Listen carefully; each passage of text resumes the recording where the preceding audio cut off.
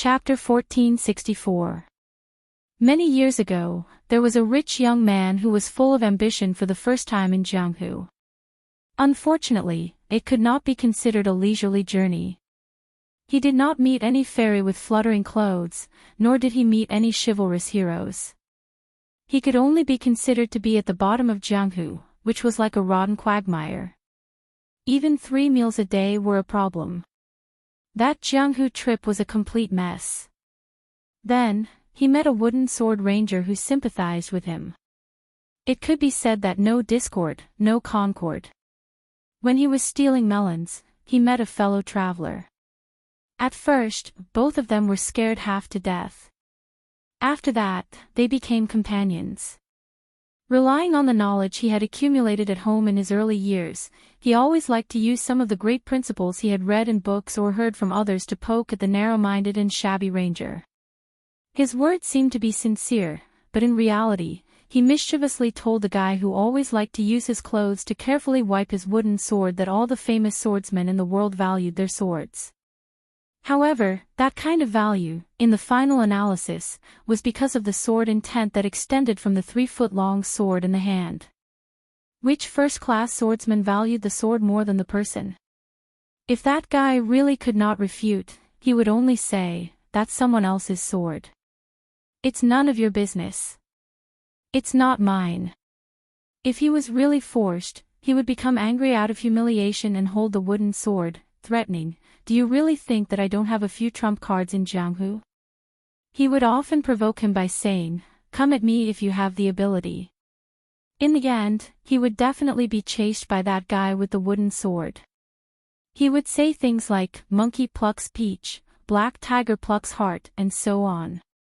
In fact, he was just using the wooden sword to scare people. What really annoyed him was that there were several times when he was squatting on the ground in the wilderness, to his heart's content.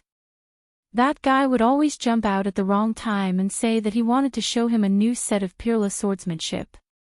As long as he did not praise people until his mouth was dry, that bastard who took advantage of people's difficulties would definitely not stop practicing his swordsmanship. That time when they traveled the Jianghu together, in short, it was during the martial arts competition for a spouse. That guy had rushed up to the arena in high spirits and was beaten down dejectedly. After that, not only did he have to carry that guy out of the arena amidst laughter and rolling eyes, he also had to be responsible for being that guy's practice target. Only then could that bastard, who was determined to become the world's #1 swordsman, regain his composure and continue to be in high spirits. Then, he would go to other places to be beaten. That guy had too many small problems. When he met Gu Liang, who fell in love with him at first sight, he always had to pretend to be her study companion. He always had to lie that the scrawny horse was his mount. If he asked the village women for a few bowls of water to quench his thirst, that guy with a smoking throat would not have the consciousness to repay the kindness of a drop of water. On the contrary, he might even burn the bridge after crossing the river. When he risked his body to be taken advantage of by the village women, he would loudly ask if the man in the house was dead. If he was not dead, he would quickly come out to see the wild man stealing his wife. There were several times when they were almost beaten to death by groups of farmers carrying hoes in the village. Every time he was humiliated or tactfully rejected by the woman he liked, that guy would lose his soul and lie on the ground like a corpse.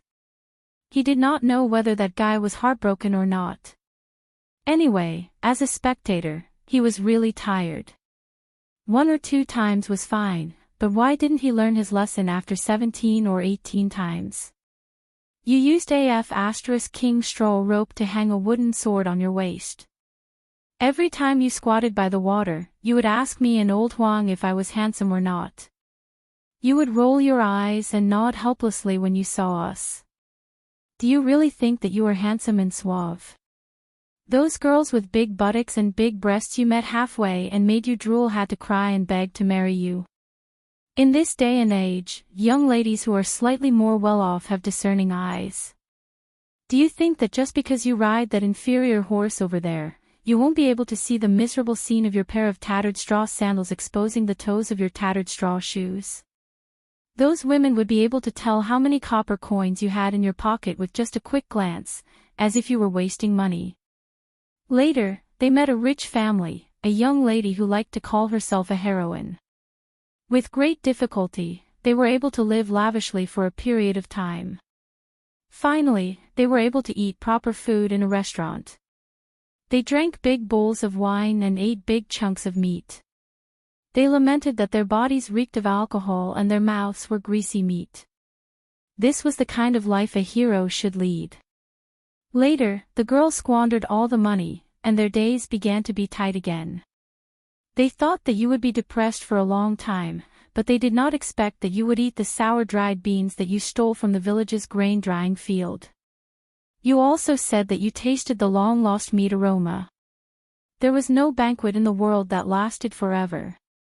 First, you said a few words to the girl and gave her half a bag of copper coins that you had secretly saved. After that, you pretended to be a man. That night, you were so distressed that you could not sleep. She teased you and asked you if you wanted to come back. In the end, you angrily picked up the wooden sword and cut it. Finally, you squatted on the ground and sighed bitterly, saying that it was two different things. It was one thing to treat the girl as a friend and be willing to give her as much as she had. You generously squandered all your money. It was another thing to feel distressed. It was the same thing to have two different feelings. It was not contradictory. In the end, the two of them also had to part. That night, sitting on the stone steps of the ruined temple, the nameless wanderer hugged the wooden sword and said that he did not have any savings left. He only had the wooden sword. Even if he was a brother, he could not give the sword away because he would have to rely on it to make a living. He would have to make a name for himself and become one of the best swordsmen in the world. He also vowed that after he made a name for himself, he would definitely return what he owed in the past 2 years. He, Wenhua, did not have the habit of owing people. He joked that there was no need to return it. He did not expect it.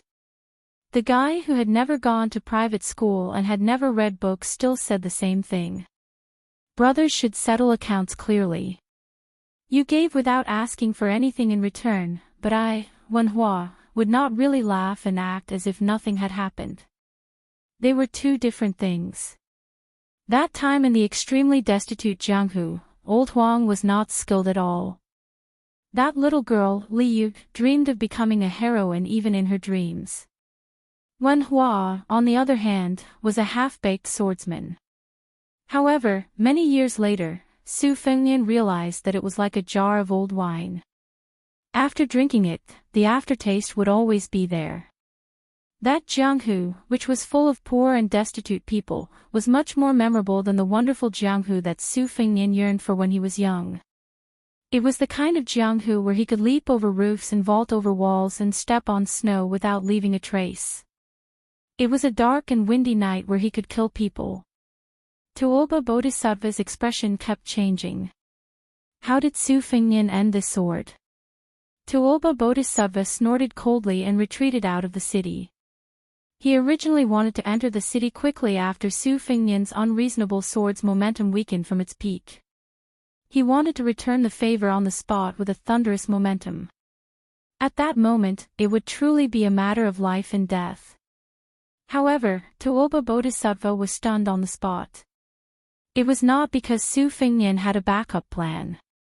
The sword's momentum was still rising steadily. It was the exact opposite. In the end, that sword only had Qi Yun and not the slightest bit of sword energy. Su Fengnian stood still with his sword in his arms. He could not stop laughing. Wenhua, did you see that?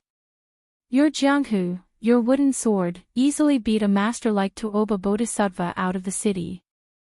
Su Fengnian inserted the wooden sword into the ground and raised his arms. The ancient sword Fang Sheng and the famous blade Qi Yun flew from the hands of 6 jewel Bodhisattva in the inner city and the outer city respectively. He held them gently. Su Fengnian stepped forward.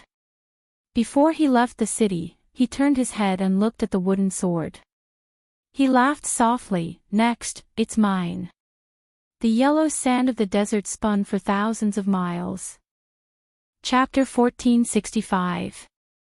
The mountain range that traversed the western region like a giant sword cutting the western world in half had the reputation of being the ancestral mountain. All the dragon veins in the world originated from here. At a steep mountain pass that ran through the north and south of the western region, the mountains on both sides were dozens of meters high and the path was rugged and deep. This mountain gap was an important passage that connected the north and south of the western region. A caravan of merchants walked through it with difficulty, the sound of camel bells ringing. The merchants were dressed in tight-waisted hoop clothes and sturdy leather boots. Mixed in with them were some women who wore hats to cover their faces. They were also tall and strong. There was a rumor in the central plains that the western regions liked to order women around like men and men around like livestock. These merchants traveling from the south to the north, regardless of whether they were men or women, all wore machetes at their waists. Some men with outstanding physical strength even hung a unique armor bag near the back of their camel humps. Inside the bag was a rough refined iron chain armor. When they encountered horse gang bandits, they could use camels to replace horses and fight in armor in case of accidents. Suddenly, the caravan was startled by a series of thunder-like sounds from afar. The caravan stopped abruptly and their faces changed dramatically. They mistakenly thought that they had run into a large group of horse gang who were waiting at the mountain pass. More than 50 people pulled out their machetes at the same time. The strong young man even quickly took out his iron armor from his armor bag and put it on. But in fact, everyone knew that if they really encountered horse gang who could create such a scene, they could only kill a few people with their poor combat strength.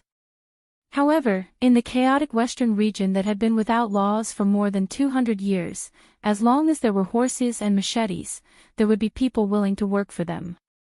Before the camels lined up neatly, someone with sharp eyes raised his head and saw a horrifying scene. A figure was running from the high cliff, like an eagle hunting for food on the ground. It fell diagonally and landed in front of everyone. After its feet touched the ground, it walked forward 7 or 8 steps due to inertia. It was only 10 steps away from the camel team. Everyone in the caravan was stunned. Some people swallowed subconsciously. They saw that the guy who fell from the sky had a different appearance from the people of the western region. He was young, handsome, and very clean. The young man carried a long sword in a white scabbard on his back and a machete on his waist. After taking a deep breath with dry lips, he raised his arm and made a gesture of drinking water. Then he asked with a smile in the common language of the western region, "Do you have water?" The camel team was silent, not knowing what to do. On the other hand, a woman wearing a hat took off a sheepskin pouch that still had some water left without hesitation and threw it high into the air to the man who looked like a mountain spirit. The young man with the sword and saber expressed his gratitude and quickly leaped out. After catching the water bag in the air, he looked back and grinned. He stepped on the air and turned his body, crashing into the cliff. Then, he bent down slightly and used the momentum to rush forward. He continued to leap over roofs and vault over walls, like when he came. As he ran, he raised the water bag and drank a big gulp of water. After finishing it in one gulp, he casually threw it back, but it happened to land on the head of the woman in the bamboo hat. Just as the woman reached out to catch the water bag, a strong wind suddenly rose in front of the camel caravan. Another person fell from the sky like a falling rock. The strong wind blew and all the camels took a few steps back. The water bag missed the woman and fell lightly on the sand. Without waiting for the crowd to see the person's face clearly, he rose from the ground and disappeared in a flash. Many years later, a rumor about an immortal borrowing water spread throughout the western regions. Hundreds of miles to the south of the mountain range, near dusk, two separatist forces that had dominated the southern part of the western regions for many years fought fiercely over a woman whose beauty spread far and wide. Both sides had more than 2,000 horses and fought at the famous Emerald Lake in the western regions. It was said that after a young king of Bailiang became famous, the inferior party hoped to use the beautiful woman in their tribe to exchange for 300 sets of iron armor and 1,000 sets of bows from Bailiang, which was the best in the world, so they could dominate the southern part of the western regions. 700 cavalrymen were dispatched to escort the woman to Bailiang. Then, they were intercepted at the Emerald Lake. After more than 2 hours of fierce fighting, the pursuers found out that the woman had already taken a detour and sneaked to Bailiang. They became angry out of humiliation and swore to kill the cunning tribe until the woman was the only one left. Without a man who could fight on horseback, they would see how they could rise in the desert. Just when the two sides were about to charge from horseback to dismount and fight, the whole battlefield was torn into two halves by a figure. Suddenly, people and horses were thrown off their feet. The front line that was cut open couldn't distinguish between friend and foe. They looked at each other and then at the same time at the guy who broke into the battlefield. They only saw that the man bent his knees, held the hilt of his sword with one hand and the tip of the sword with the other 2 fingers. The sword was held horizontally across his chest. The long sword was bent in a semicircle in front of him. After the dust settled, the long sword still maintained that strange arc and didn't return to its normal position. Another tall and sturdy figure passed through the gap in the battlefield and fiercely crashed into the sword-wielding man with unparalleled strength. The latter's 2 fingers on the tip of the sword rubbed along the body of the sword. The vigorous strength that refused to disperse after charging at the long sword rolled and condensed in the semicircle.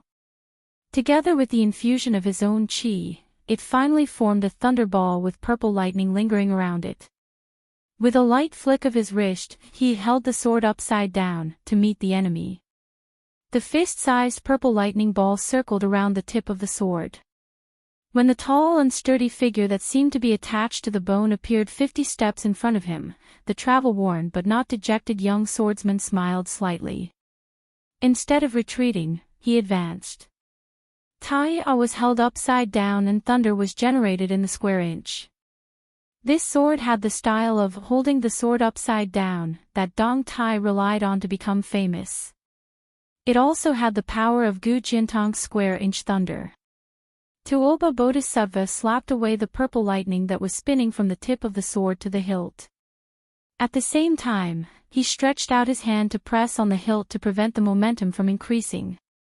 He swept a whip kick towards Su Fengnian's neck.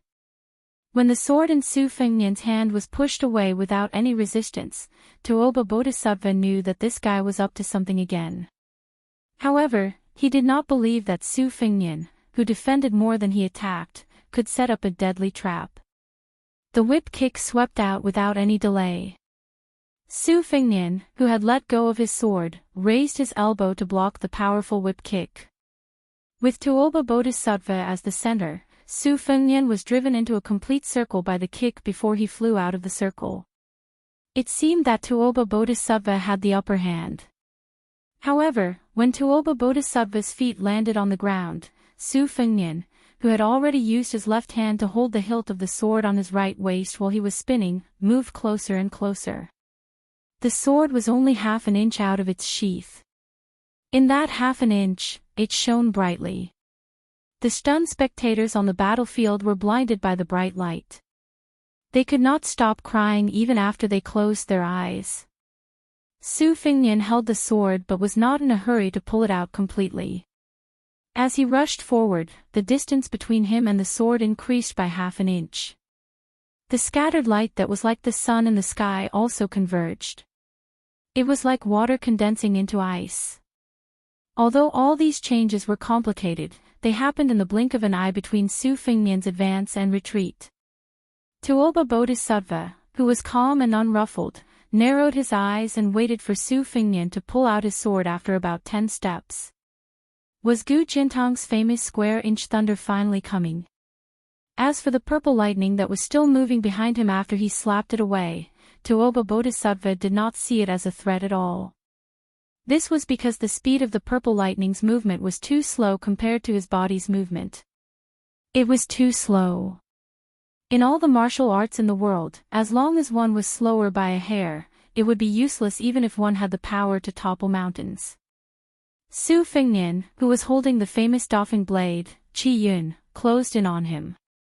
Just as Tuoba Bodhisattva expected, he was about 10 steps away from him. However, Tuoba Bodhisattva was wrong about one thing. The square-inch thunder was not released when the sword was pulled out, but when the sword was sheathed again. Between the two of them, there was a sudden clap of thunder. Even if Tuoba Bodhisattva had the physique of a genuine Vajra realm, he did not dare to take the rolling thunder head-on. His palms were facing outwards and he raised them slightly to block most of the force. His body moved sideways with the momentum. Su Fengnian was directly facing the straight line. The sound of the tremors was endless. Hundreds of people on both sides were hit by the strong wind. In an instant, they were uprooted from the ground and fell backward. After Tuoba Bodhisattva avoided the sharp edge, he almost instinctively circulated his chi dynamic 600 miles away to welcome Su Fengnian's true killer move. As expected, Su Fengnian's square-inch thunder was sheathed. The second stroke was a complete unsheathing of the sword. A dazzling white rainbow, like a flood dragon winding across the mountain range, pounced on Tuoba Bodhisattva. Tuoba Bodhisattva's one breath started half an hour ago. His chi was at its strongest. His punch had bent Su Fengnian's soundless sword in front of his chest, knocking Su Fengnian into the battlefield. Although his chi dynamic was inevitably weakened, it was still more than enough to destroy the white rainbow. Tuoba Bodhisattva, who wanted to achieve success with one punch, spared no effort. He bent his arm like a hammer. Not only did he smash the white rainbow, he even smashed the narrow saber. Su Fengnian was trying to exhaust Tuoba Bodhisattva's chi dynamic, waiting for the fleeting gap of breathing. Tuoba Bodhisattva was also waiting for Su Fengnian to exhaust his chi dynamic and take a breath. Therefore, his punch not only exhausted Su Fengnian's chi dynamic, but also forced Su Fengnian to take a breath of fresh chi as he retreated. However, Su Fengnian's response was unexpected. He was not like Tuoba Bodhisattva, who was staking everything. He chose to leave some leeway, allowing Tuoba Bodhisattva's punch to pass through the saber and hit his chest. Su Fengnian's body flew backward in the air like a butterfly. Just as he was about to crash into the ground, the tip of the narrow saber in his hand touched the ground lightly, stirring up a large handful of yellow sand. His body leaned back and his legs stumbled backward, facing Tuoba Bodhisattva. The old chi that had not been released after the previous inhalation dissipated completely. Then, his lips moved slightly and he gently exhaled. To be precise, he was trying to complete the exhalation in one breath. Chapter 1466. Tuoba Bodhisattva sneered. He would not give Su Fengnian the chance to take a breath. Taking advantage of the short gap when Su Fengnian was taking a breath, he took a big step forward and punched with both fists. Although Tuoba Bodhisattva only had 30% of his strength left, if this punch hit, it would be much more effective than Su Fengnian, who took 120% of his strength when he was at his peak. It would be like hitting a snake's weak spot. This guy who was full of tricks would definitely spit out a big bowl of blood. Between heaven and earth, from birth to death, there was one thing that was easily overlooked, and that was breathing. One breath, one breath, one breath, and so on. It was done millions of times when one was awake, and it was done when one was asleep. The breathing technique of Taoism's longevity card was to return to simplicity. It was the most important thing to do in breathing. It was rare for a martial artist in the Vajra realm to kill a Xian finger master from the 3 sections. However, even if it happened, no one would be surprised. This was because the gap between the Vajra finger and Xian finger realms was not much of a gap. The threshold that was really difficult to cross was the celestial state. The reason why Han Diaoxi was so famous in Liang Lake and was known as the first person below the land immortals was because of his Xian finger realm. He could fight and even kill a celestial state guru who breathed with heaven and earth. Tuoba Bodhisattva's eyes were stern. He shouted angrily and forced himself to take a breath. He stood still and his feet sank deep into the ground. His fists, which were originally aimed at Su Fengnian, hit each other and his chi increased sharply. It turned out that in the blink of an eye, Tuoba Bodhisattva was shocked to find that Su Fengnian's long sword, which had left his hand, coincidentally, returned to its sheath as if it was pulled by an invisible chi when Su Fengnian stepped back to take a breath. At the same time, the slow, purple thunder that Tuoba Bodhisattva ignored also rushed to his back at a shocking speed. Su Fengnian's mouth was bleeding. He said silently, "Return home." The long sword on his back let out a long whistle in the sheath. It was like the last cry of an autumn cicada, singing to the world. It was like an old man who had left his hometown for many years and only wanted to die in his hometown. More than 1,000 people on the battlefield held their heads and covered their ears. They squatted on the ground, but they still could not reduce the sharp needle-like piercing pain in their eardrums. Behind Tuoba Bodhisattva, there seemed to be a purple golden lotus that was 20 feet tall blooming with petals. Tuoba Bodhisattva had obviously underestimated the power of the sword returning to its scabbard. He felt as if he had been struck by a bell and had no choice but to take a step forward. His body leaned forward like a hunchback. Only then did he manage to dissipate the force of Tuoba Bodhisattva, without expression. Bodhisattva. Tuoba Bodhisattva, blood blood blood. Beimang's god of war. He was not surprised by the new move, nor was he angry because he was at a disadvantage. Along the way, Su Fengnian, who was slightly weaker in terms of chi and physique, would use one or two unique skills that could be used by ordinary Wudao masters every time he took a breath. He would widen the distance between himself and the enemy so that he could take a breather. Tuoba Bodhisattva always thought that it should be the last surprise, but Su Fengnian was always able to pave the way for him when he was in a desperate situation. Li Chuingong's swordsmanship, Dong Tai's swordsmanship, Jian Zhouhuang, Lu Baijie, and Huang Qing's sword moves, Wang Xianji's fists, Hong Shixiang's circle, Lu Haosher's celestial phenomenon, Han Xingxuan's finger mystery, Wang Zhongluo's finger mystery, scholar's qi, fairy's qi. There was no end, no end. This peak battle between the four great masters was a grindstone for each other to sharpen the highest martial arts. In the morning light, a black dot ran along the snow-covered mountain ridge to the peak, like a tiny mustard seed in the vast sea of snow. Carrying his sword and saber, he suddenly stopped. He squatted down and looked higher and farther. He casually grabbed a handful of snow and wiped his cheeks. His palm rubbed the stubble on his chin. After a moment of hesitation, he simply stretched out his hand and took out the spirited saber. Tilting his head, he used the shiny blade to shave his beard. Unlike the first 4 to 5 days of fighting and retreating, the situation between him and Tuoba Bodhisattva had turned around since the battle 2 nights ago. In 1 day and 2 nights, they had fought 6 times. Tuoba Bodhisattva had taken the initiative to retreat 4 times. It was also different from the slow back and forth of the previous battle. Now, one of them would choose to retreat if their attack failed. They did not want to fight a fierce battle, but wanted to kill with 1 strike. After the monk in chicken soup gave him the Buddha bowl, Su Fengnian had been waiting for Tuoba Bodhisattva in the western region city like a fool. He wanted to borrow Tuoba Bodhisattva's fierce attacks to forge the sword embryo that he had absorbed. Both Tuoba Bodhisattva and Su Fengnian had gained something, but it was obvious that Su Fengnian was more likely to gain the upper hand after striking. After Su Fengnian's last ambush failed, he had pursued Tuoba Bodhisattva for more than 200 miles until both of them reached the top of this majestic snowy peak.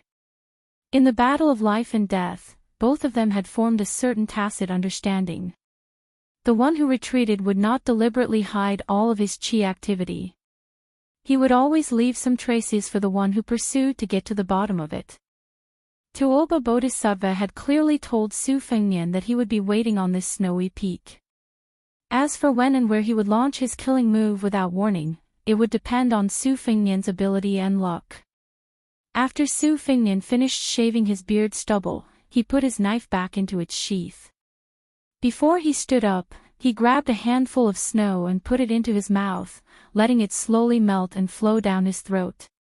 Su Fengnian straightened his back, one hand went to his back to adjust the sword, the other hand pressed on the hilt, and looked up.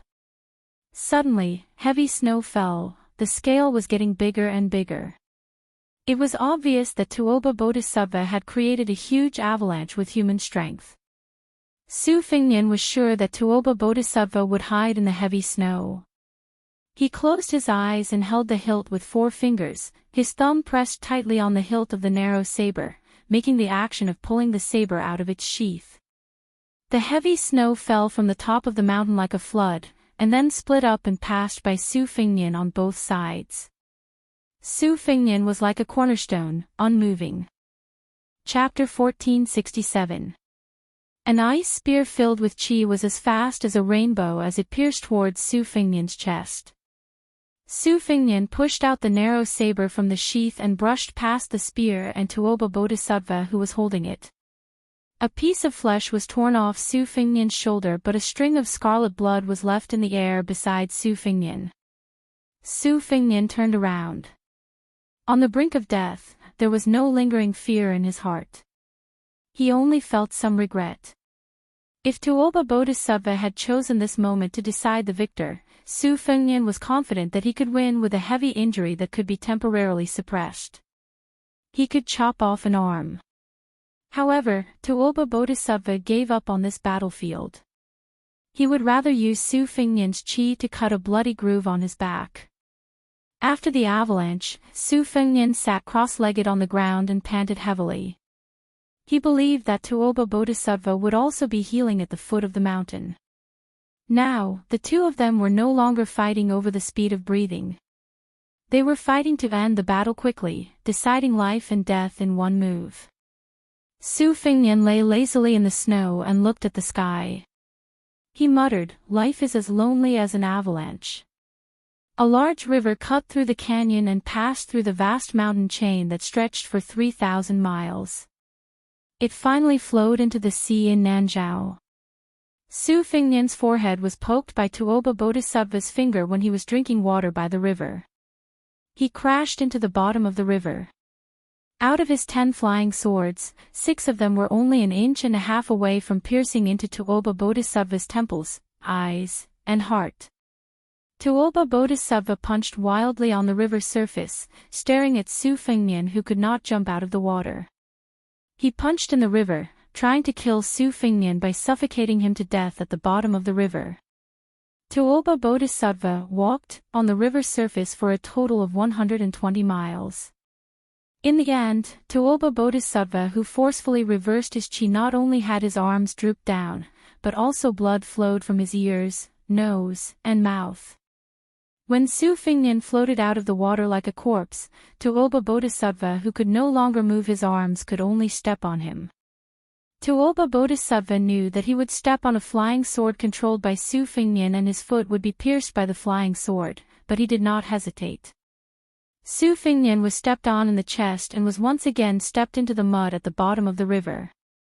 For some reason, Tuoba Bodhisattva could not find Su Fengnian's corpse, nor could he find Su Fengnian's remaining aura. This young vassal king seemed to have evaporated from the human world. Just as Tuoba Bodhisattva, who had searched along the river for an entire night to no avail, was planning to return to the Liangmang border, at dawn, Tuoba Bodhisattva saw the young man who refused to obediently report to the king of hell no matter what. He slowly walking out of the river zest, the long sword on his back was nowhere to be seen. He bit the scabbard with his mouth and held the sword with both hands. Both of them did not cross the river. Instead, they slowly walked upstream. Su Fengnian was recuperating while Tuoba Bodhisattva was increasing his chances of winning. After nearly a decade of chasing and killing, both sides ran for thousands of miles. In a dark night with heavy rain that was rarely seen in the western region, they finally welcomed the final battle. It was a simple collision, just like the charge of Liangmang's cavalry. There was nothing fancy about it. Su Fengnian stabbed Tuoba Bodhisattva's abdomen with both hands. Tuoba Bodhisattva punched Su Fengnian's forehead as he retreated. In the end, Su Fengnian first let go of the sword in his hand. Then, he held the sword with one hand. Then, he pinched the sword with 2 fingers. In the end, he could only push the sword with 1 finger. When Su Fengnian completely let go of the sword, Tuoba Bodhisattva, who had a hole in his abdomen, fell back heavily. Su Fengnian, whose hair was disheveled, fell straight back. Tuoba Bodhisattva lay in the mud. He stretched out a trembling hand. Since he could not hold the hilt, he directly held the blade and pulled it out from his abdomen. He used his other elbow to support himself and sat up with difficulty. Su Fengnian still did not move. Tuoba Bodhisattva felt relieved. He smiled and coughed up blood. He looked at the sword in his hand. What a pity. Tuoba Bodhisattva suddenly raised his head. He was stunned and his face was full of bitterness. A sword suddenly flew over and cut through the rain. It was the released sword. It was only at this moment that Tuoba Bodhisattva realized that the sword that had disappeared was actually waiting for this moment. It was waiting for the crucial moment when he, Tuoba Bodhisattva, seemed to have won. To do this, there had to be no deviation in time and place. In order to set up this trap, that person had to take a huge risk and split his attention to worry about the flying sword that was far away in the sky, before he attacked with his sword. Before that, he had to first guide the flying sword and then accurately kill him who was right in front of him. It was said that Li Yang's cat had died in this way. Tuoba Bodhisattva sighed softly. Originally, he only needed half an hour to recover and he could easily get rid of that young man. Tuoba Bodhisattva did not regret it too much. He just felt a little regretful and aggrieved. Was there enough time? There was no time. Who would have thought that there would be a day when Tuoba Bodhisattva placed his hopes on someone else? Tuoba Bodhisattva closed his eyes. Suddenly, an old man with a head full of snow stood in front of Tuoba Bodhisattva. He stretched out a finger and blocked the flying sword. The flying sword that could not take the head seemed to be wailing. It was extremely miserable. Su Fengnian, who was lying in the mud, maintained his last bit of clarity. He roughly guessed the identity of this person. The creator of Beimang's spider web, the Shadow Prime Minister Li Mibi. The old man smiled. You have to know that in order to stop Su Yanbing and Tantai Ningjing, this old man had to reach here first. We paid the price of more than 60 masters.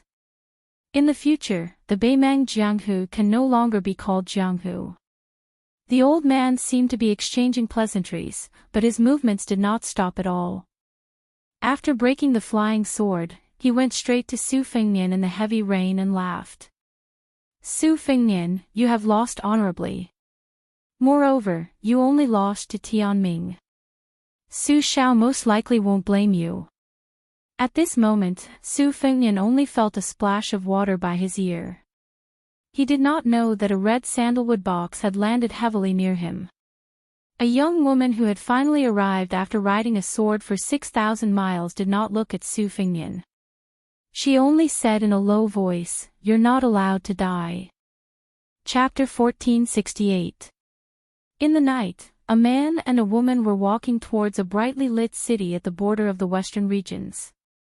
However, the posture of the man and woman was a bit strange. The woman was carrying the man on her back while the man was carrying a purple box. Both the man and the woman's complexion were not good. Their faces were pale and yellow. It was as if they were in the same boat. The woman glanced at the city that was particularly eye-catching in the night and asked coldly, "Is this the sleepless city that you mentioned? Why do we have to come here? If we want to get rid of that old mad dog, there are many other options." The man's mouth twitched. He forced a smile and said, "This city is actually called Snow Lotus City. If we are lucky, there will be something we need in this city." The young woman with a terrible complexion but an outstanding appearance frowned and said, "Snow Lotus. Do you need it to treat your injuries?" There were too many descriptions to describe a woman's beauty. She was so beautiful that she could make the birds alight and beasts fall from the sky, outshine the moon, and put the flowers to shame. She was so beautiful that she could cause the downfall of a nation. However, there was no description that could compare to the weight of these 4 words. Only one person in a generation had this kind of beauty. At this moment, this woman might be worthy of this description. Even if she was not the only one, she was at least one of the 4. In terms of appearance, the woman and the man could be considered a good match. He did not explain further. Instead, he raised his head slightly and looked at the city that was full of music and dancing every night. Just as he was lost in thought, he suddenly felt a pain in his head. It turned out that her head had bumped into his head. He, who had suffered countless unexpected disasters, said angrily, "What now? When I woke up, you were the one who said that you wanted to carry me. I wrapped my arms around your neck and was about to be thrown a few feet away by you. Then, I just gently held onto your shoulders and you threw me away. My hands could only shrink in front of my chest. I don't dare to put them anywhere. Do you still think I am being frivolous? Jiang and I. Why don't you just chop off my hands?" Previously, that fellow had inadvertently rubbed against her hair and made her feel itchy. Now, it was this fellow's noisy voice that made her feel irritated. Without hesitation, she tilted her head again, and the 2 heads collided fiercely. It was clearly a move to kill the enemy at the cost of 800. She hatefully said, "I want to chop you up and feed you to the dogs, but even the dogs don't want to eat you." He argued back ungracefully, "You are a dog. Otherwise, how do you know whether a dog will eat you or not?" Snow Lotus City was a small city located outside of the solitary mountain pass. It was located at the border between Nanzhao and Shishu in the western region. This city was famous for its residents who had been harvesting snow lotus flowers for generations. Among the 9 kingdoms of the spring and autumn period, not to mention Nanzhao and Shishu, which were close to the water, even the Liang imperial family, which was ridiculed as the barbarians of the north, would specially add snow lotus flowers as a first-class tribute. Nowadays, the value of snow lotus flowers was almost comparable to the value of gerfalcon in the Liao. The Snow Lotus City was named after the snow lotus. The joys and sorrows of the more than 3,000 local residents revolved around these snow-white plants. Over the past 30 years, these heavenly treasures had become increasingly rare. The appearance of almost every snow lotus would not only cause the Snow Lotus City to suddenly wake up like a dozing old man, causing the whole city to rejoice. Moreover, it would also cause the city to fall into a bloody storm with undercurrents. Find a place to rest. But that would require money, right? But they didn't. The guy said angrily, "Let's not talk about your ability to kill people. I think you are a sword immortal who can fly 1,000 miles with a sword. Even if you don't have enough money, what's wrong with staying in an inn? If anyone dares to ask you for money, you can take a sword and chop their 18 generations of ancestors until they are convinced. That's it. Do you see it? It's the one with the banner, you chew in. If you don't have the face to eat and dash, I will reason with the innkeeper later." She suppressed her anger, but still followed his words and walked into the inn. The first floor was still full of drunkards.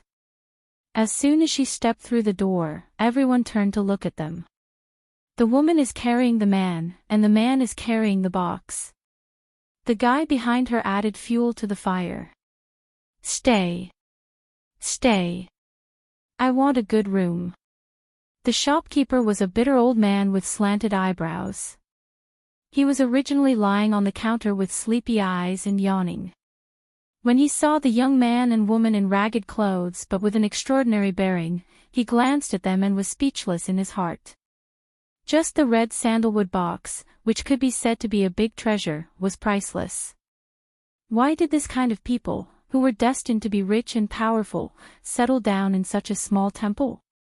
The bodhisattva was too big, and the small temple could not accommodate them. The key point was that it was now a sensitive time when two snow lotuses appeared together. The old shopkeeper silently prayed for Buddha's blessing in his heart.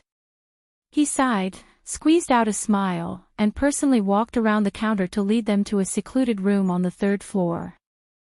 Without the old man's order, the waiter, who was usually lazier than a pig, brought the best tea for them. Squinting at the waiter's dazed eyes, the old man pulled him out of the room with all his strength. After bending over to close the door, he softly scolded, "You little brat's heart is too big. Do you think you can take a few glances at that fairy-like woman as you wish? Work hard, save money, and honestly marry Xiao Mei from the wine shop next door. Then you can be content for the rest of your life." The waiter said with grief and indignation, "I won't lose any weight if I look at her more." The old innkeeper slapped the guy's head, "She won't lose any weight, but it's hard to say if you'll lose any weight, you little bastard. That woman looks weak, but she must be a martial artist." The young man's eyes lit up, "She looks so good and is from Jianghu. She can't be the famous purple bamboo fairy, right? Could it be that the purple bamboo knife is in the box? Hey, isn't it fitting that the purple bamboo knife is in the purple box?" The old innkeeper put his hands behind his back and said with a self-deprecating face, "Don't think about it. Purple bamboo fairy has been General Lu's guest for a long time." The young man muttered in a low voice, "Speaking of which, it's strange. Why are there so many fairies and heroines with purple characters in their names now? Last year, Purple Bamboo Fairy and Purple Sword Fairy came to the city to buy snow lotuses, right?" The old innkeeper rolled his eyes and said, "God knows. If you have the ability, why don't you ask these fairies yourself?" Inside the room, she threw the guy onto the bed and put the red sandalwood sword box on the table. She sat on the chair and closed her eyes to rest. First, she rode the sword for thousands of miles from the misty Guangling Road to the desert of the western regions. As soon as her feet touched the ground, she had to experience a life and death battle with the old Beimang dog.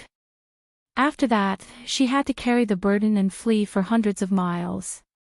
She had no time to rest, which made her body's qi flow extremely chaotic. There was a deep bloody wound on her neck that was so deep that her bones could be seen. She only needed to bandage it. If it wasn't for the fact that the old man named Li Mibi also needed to protect Tuoba Bodhisattva, she might not have been able to reach this city. Whether it was the old man with the sheepskin fur coat who taught her to practice calligraphy instead of swordsmanship, or Uncle Chow who was waiting for the imperial order, they all clearly explained the difference between the two. When she first met him in the torrential rain, she manipulated the rainwater and mud into several thousand swords, setting up 2 sword formations. Li Mibi still broke the sword formations effortlessly. During their escape, she did everything she could to turn everything into a 3-foot sword, but all along Li Mibi was strolling in the courtyard, following her like a shadow. The man was Su Fengnian who survived the disaster. At this moment, he was lying on the bed and said softly, "Although Li Mibi is only at the finger xian level, his skills are somewhat similar to Cat Man Han Qingxian. He is invincible in the same level. As for the ordinary celestial level, it is difficult to suppress him. Otherwise, he wouldn't be the ancestor of Beimang's spiderweb spy. However, don't be fooled by how easily he broke the sword formation and showed the style of a master. In fact, your sword formation made the old man tremble with fear. It's just that the old man is thick-skinned and you can't see it.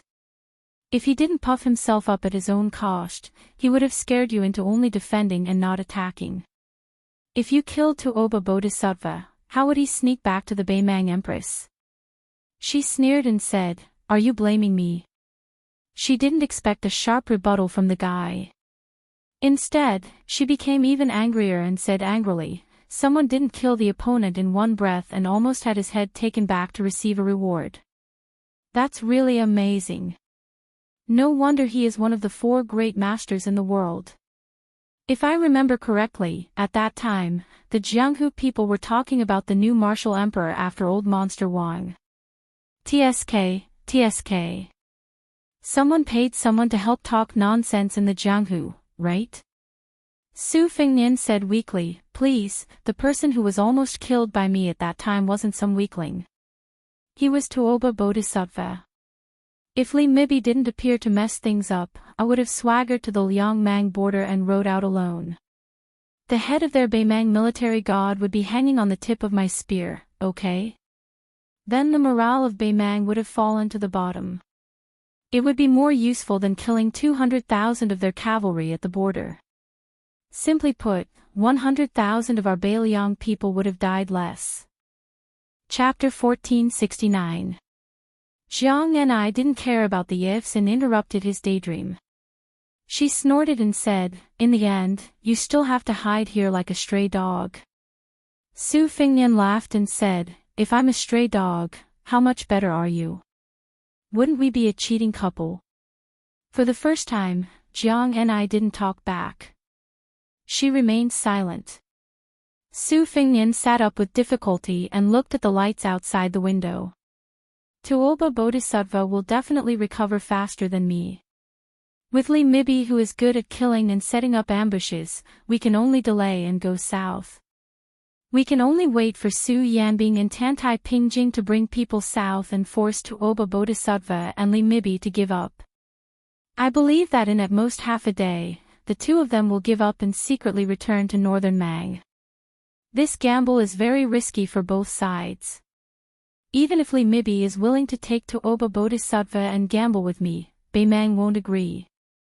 Tuoba Bodhisattva knows the severity of the situation. Jiang and I coldly asked, when will you be able to walk on the ground? Su Fengnian smiled bitterly and said, it will probably take another 2 days. Tuoba Bodhisattva and Li Mibi will probably only need 1 day to follow the tracks to Snow Lotus City. This means that you will probably have to fight again.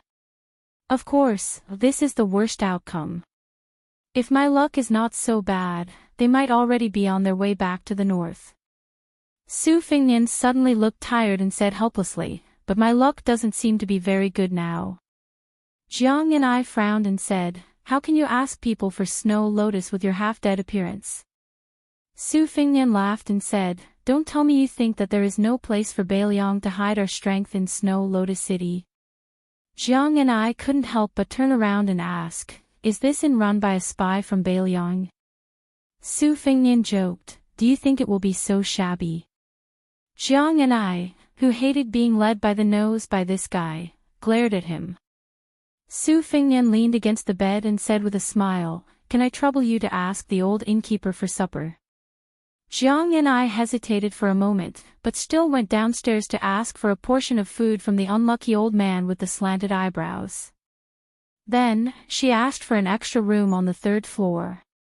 Since the inn didn't ask for any money from them from the start to the end, she felt at ease and acted extravagantly.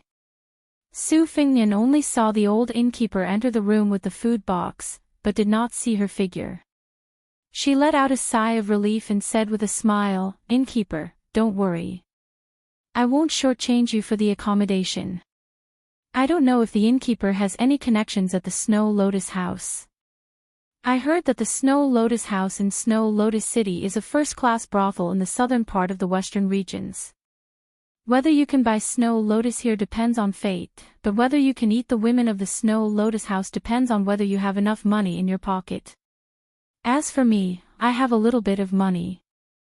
I want to take advantage of the fact that we are sleeping in separate rooms and take advantage of this once-in-a-lifetime opportunity to make a trip to Snow Lotus City worth it. The aged shopkeeper immediately smiled knowingly, but he soon frowned and said cautiously, to tell you the truth, the inns and restaurants in the city all have these big and small connections.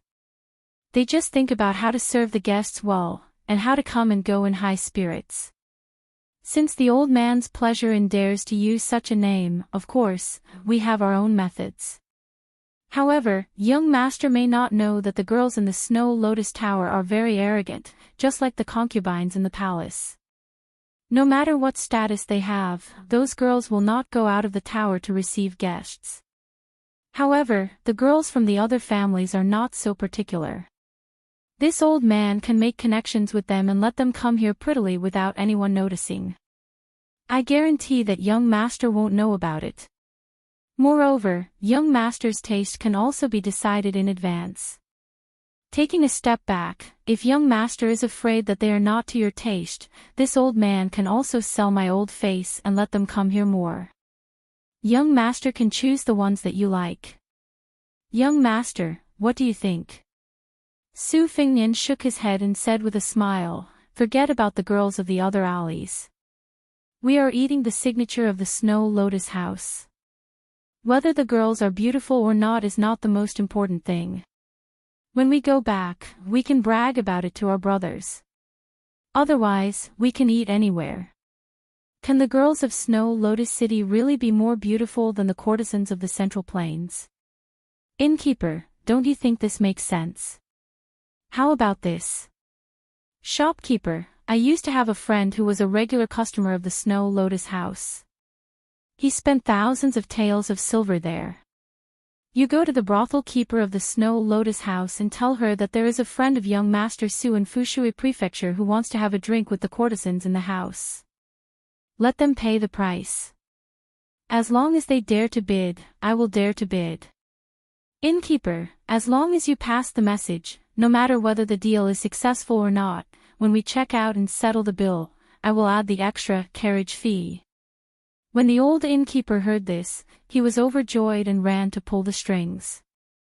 Not long after, Su Fengnian saw the door open. She stood there with a fake smile. Without waiting for him to explain anything, she slammed the door and left. Less than an hour later, the door was gently knocked. Su Fengnian said calmly, "Come in."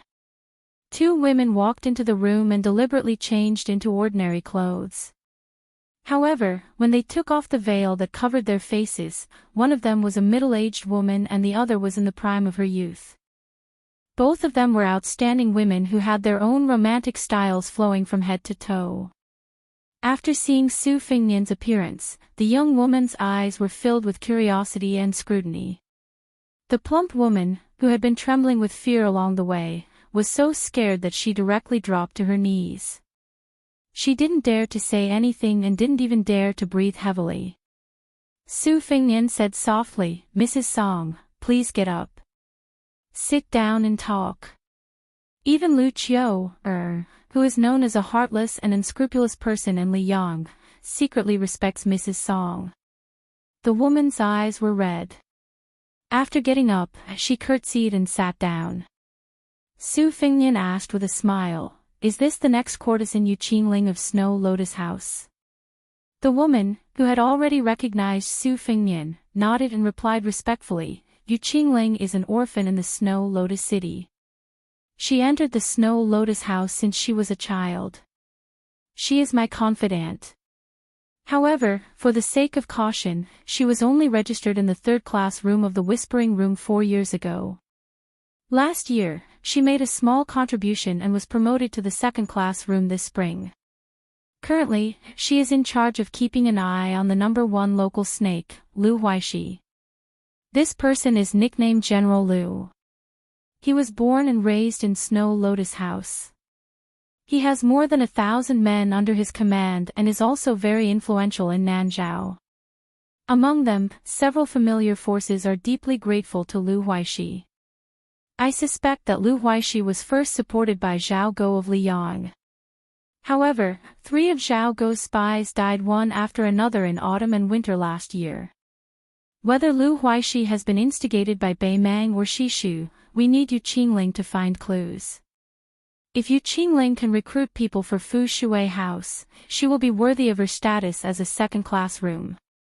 Su Fengnian smiled and said, Lu Huaishi was able to move between several major forces and constantly grow his strength. First, he stood out from the crowd.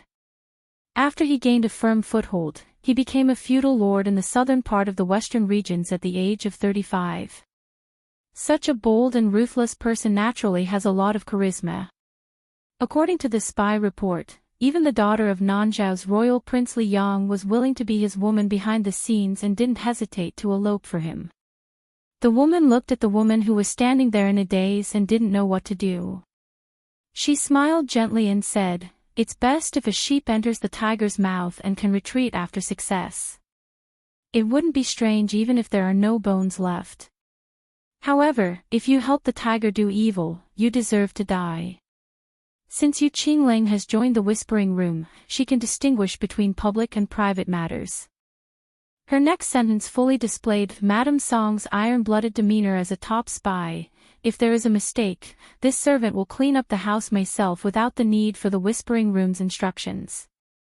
This servant will also ask head shopkeeper Chu for punishment if I don't know how to use people." Yu Qingling bit her lips and stood there elegantly, which made her look even more pitiful. Su Fengnian didn't comment. He looked at the beautiful woman who was well known in Snow Lotus City and said, "Yu Qingling, what kind of person do you think Lu Huaishi is? Tell me the truth." She still couldn't guess who this young master was. However, since Madame Song, who had the nickname of Empress Dowager, in Snow Lotus House, was so serious about this matter and didn't hesitate to humiliate herself to the point of calling herself this servant, Yu Qingling believed that this young master must be an important person of the Whispering Room who had come to Snow Lotus City. Although she was nervous, she carefully chose her words and replied, "He is cruel and merciless, but he is affectionate and loyal." Su Fengnian smiled and dismissed it. "Is there any ready-made Snow Lotus in Snow Lotus City recently?" Chapter 1470. The woman said, "What a coincidence. Not only is there one, but there are two of them. One was found by Lu Huaishi's mansion and the other was found by the young man in the city from his father's last words. He waited for 6 years and went to the Snow Mountain 4 times to check on the lotus bud. After much effort, he finally found it this year. The former was waiting for a good price. It was rumored that Lu Huaishi's original intention was to give the Snow Lotus to the Commandery Prince of Nanzhao as an apology to his father-in-law. Later, it seemed that the Weaving Bureau of Shishu and Nanjiang wanted to buy it and give it to the current empress. However, there was also a top master from the Central Plains who had been waiting for many years.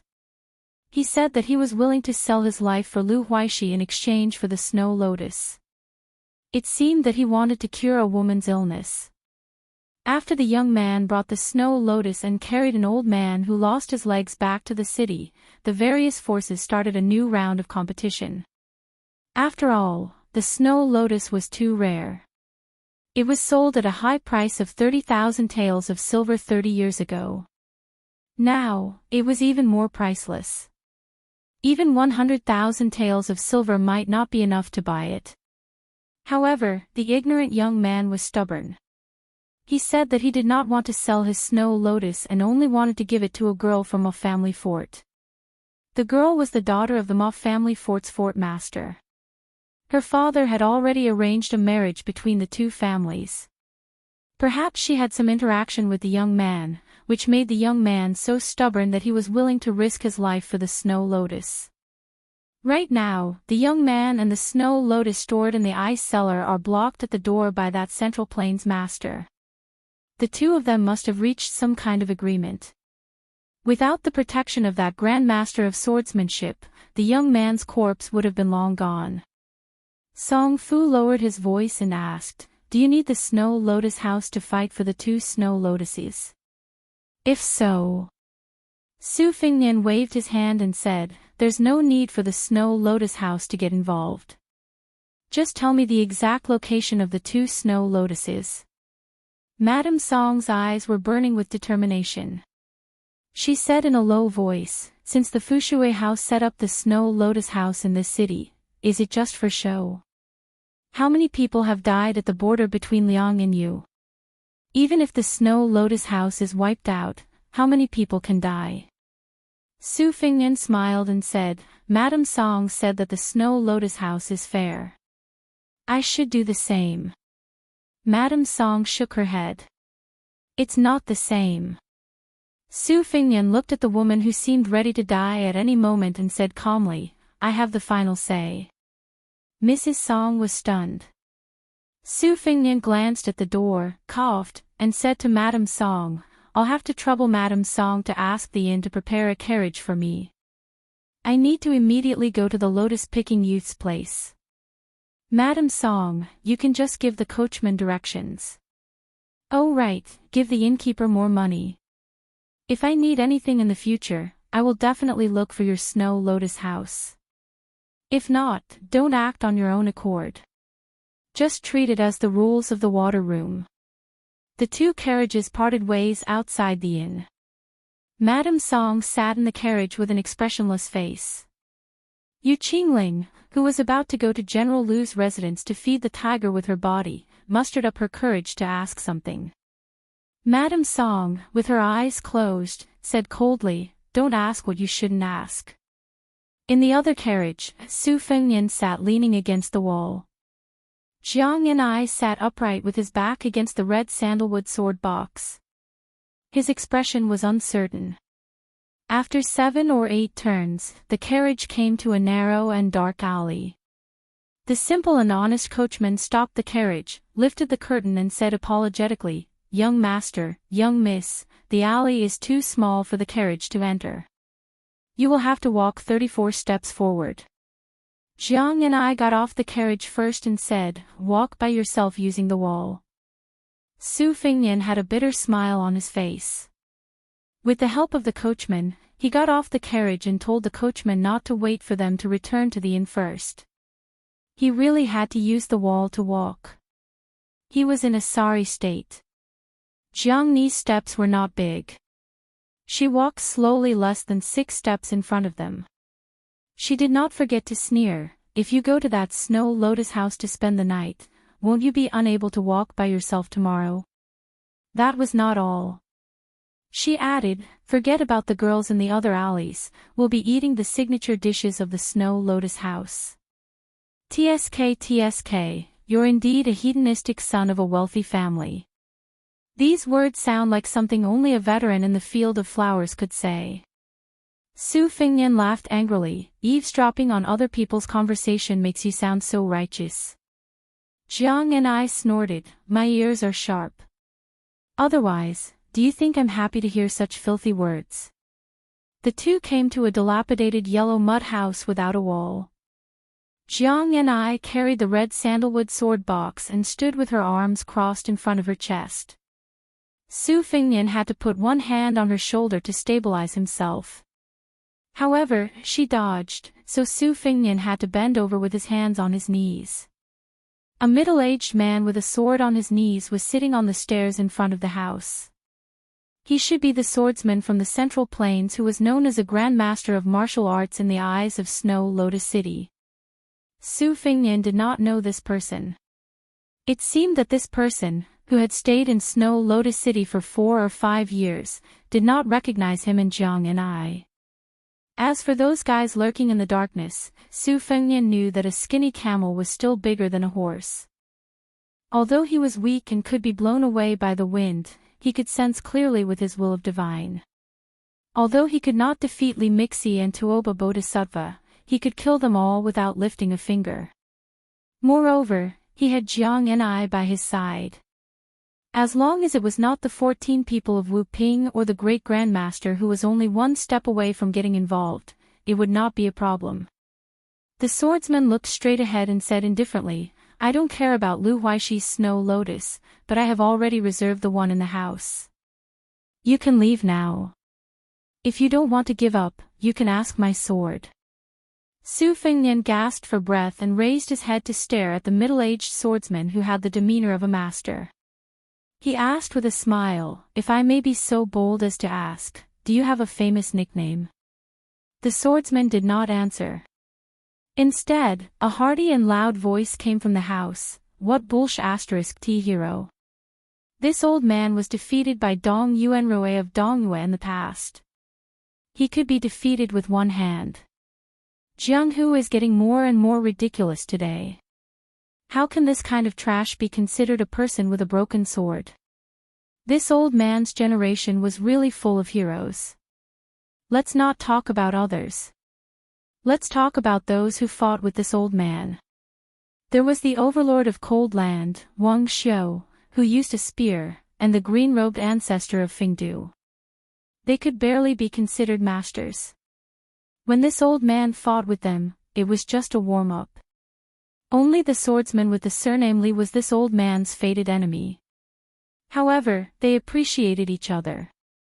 However, a young voice in the house interrupted the old man's irrelevant boasting. All right, all right.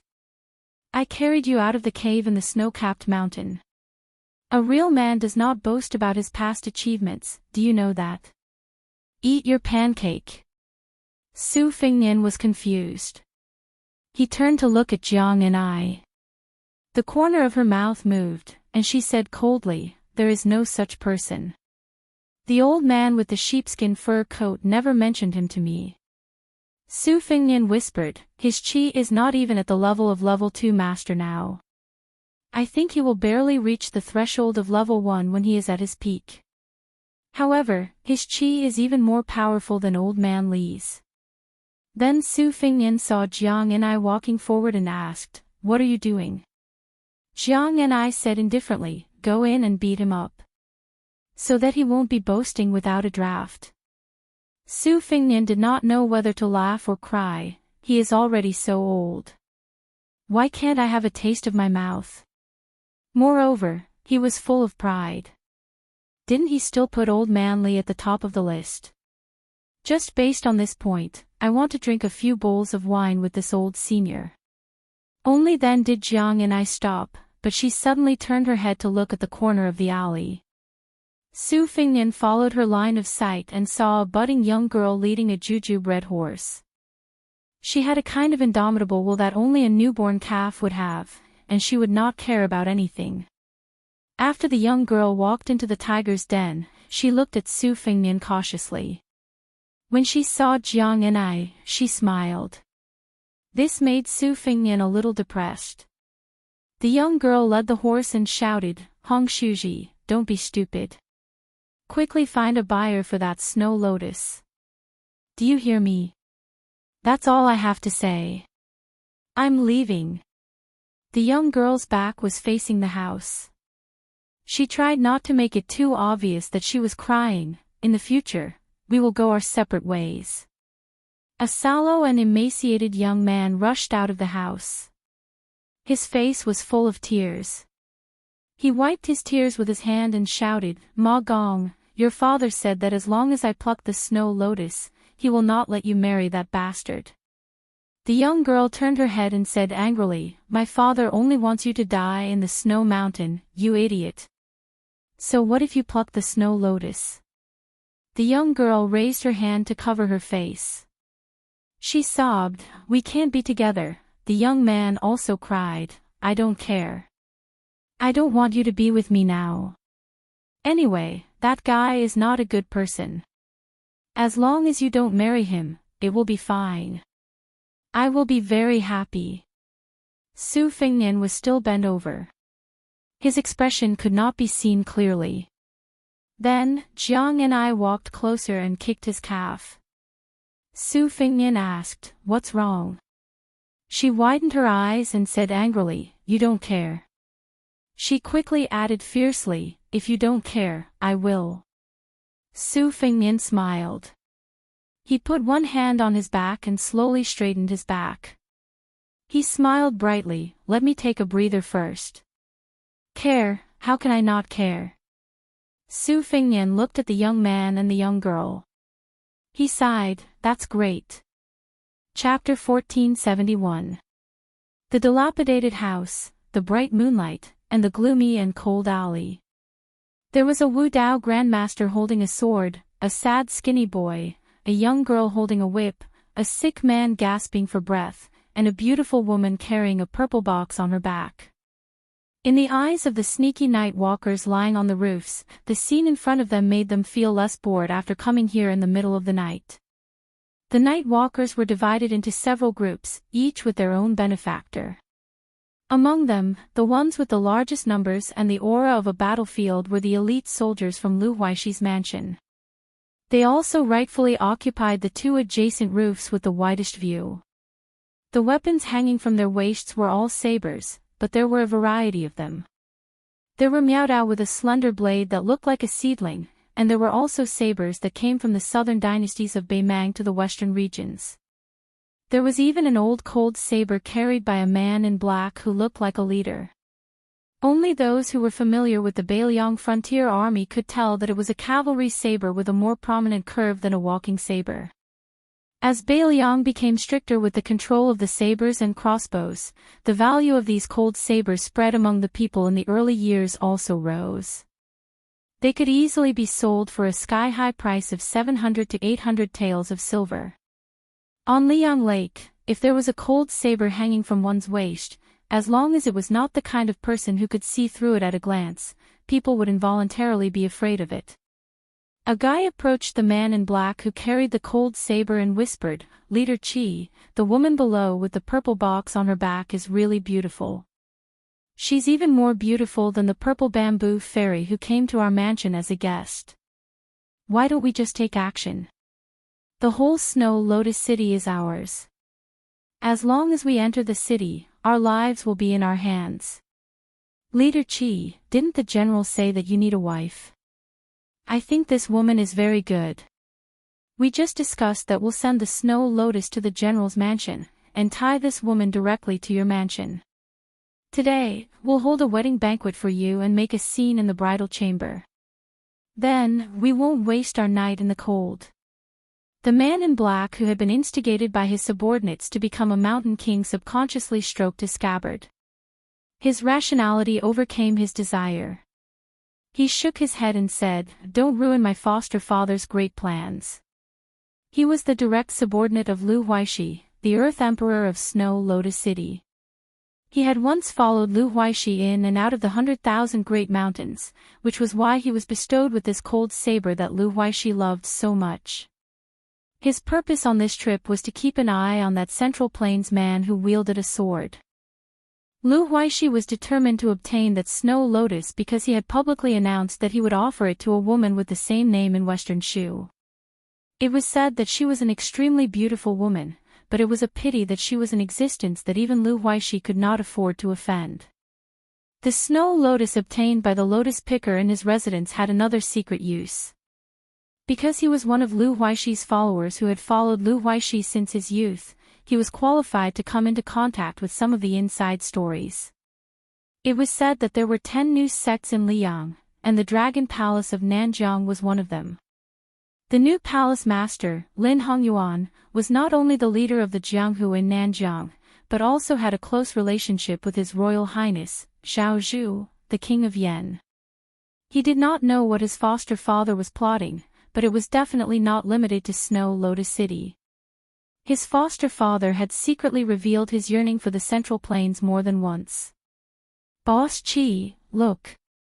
That guy seems to be reckless and wants to interfere. What should we do?" The dragon moth adopted by Lu Huaishi frowned and squeezed out a word from between his teeth, "Wait." The tuberculosis ghost who had come out of nowhere to mess things up called the young boy and girl to the side and muttered to them like a lousy accountant. Sure enough, the young boy's face was full of suspicion, while the young girl with an extraordinary background was not tempted at all. It was one thing for the young boy and girl to have a wide vision, but in the face of a great change, they were still a little wary. Who would believe that a stranger who appeared out of nowhere, who could easily push them down with a single finger, would paint a big picture for them out of thin air? When the dragon moth on the roof stole a glance at the stunning woman, especially when he saw her looking at the scholarly young man, he, who had always thought himself to be hard-hearted, suddenly felt his blood boil. Then, he elegantly jumped down. More than a dozen brothers who had depended on each other for many years also did not want to be left behind, and they all landed on the ground one after another. Apart from the 3 archers who stayed on the roof in tacit understanding, the rest of them were all ready to help the dragon moth on the roof. Everyone had a frivolous smile on their faces, and they almost called the woman sister-in-law. Su Fingnian was talking until his mouth was dry. He told the young boy that as long as he had Snow Lotus, he could guarantee that the young girl would not get married. In fact, the young boy was somewhat tempted.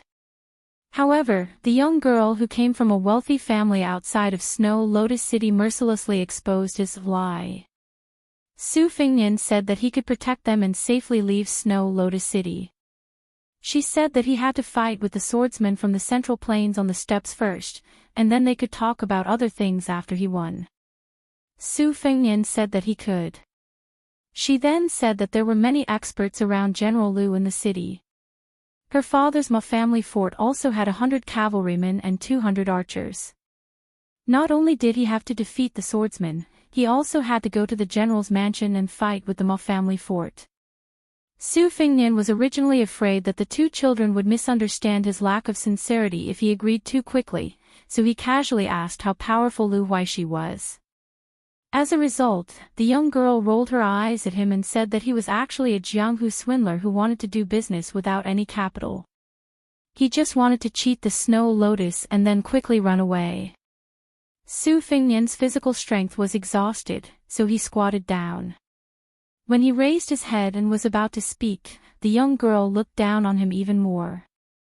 She, considerately, told Su Fengnian to just lie down and talk. This way, his legs wouldn't hurt and his waist wouldn't hurt. Su Fengnian laughed and said that the real experts in Jianghu didn't fly around and pretend to be masters.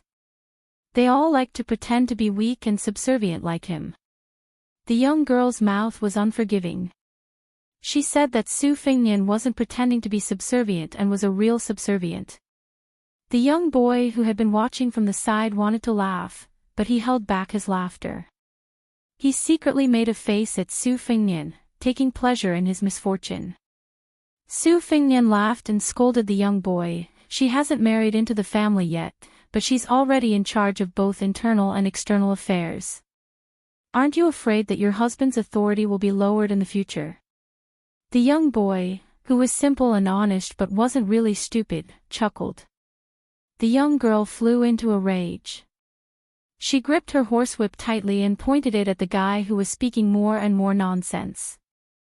Her face was frosty, and she wanted him to get lost. In the end, Su Fengnian's next words made her completely calm down. What's wrong?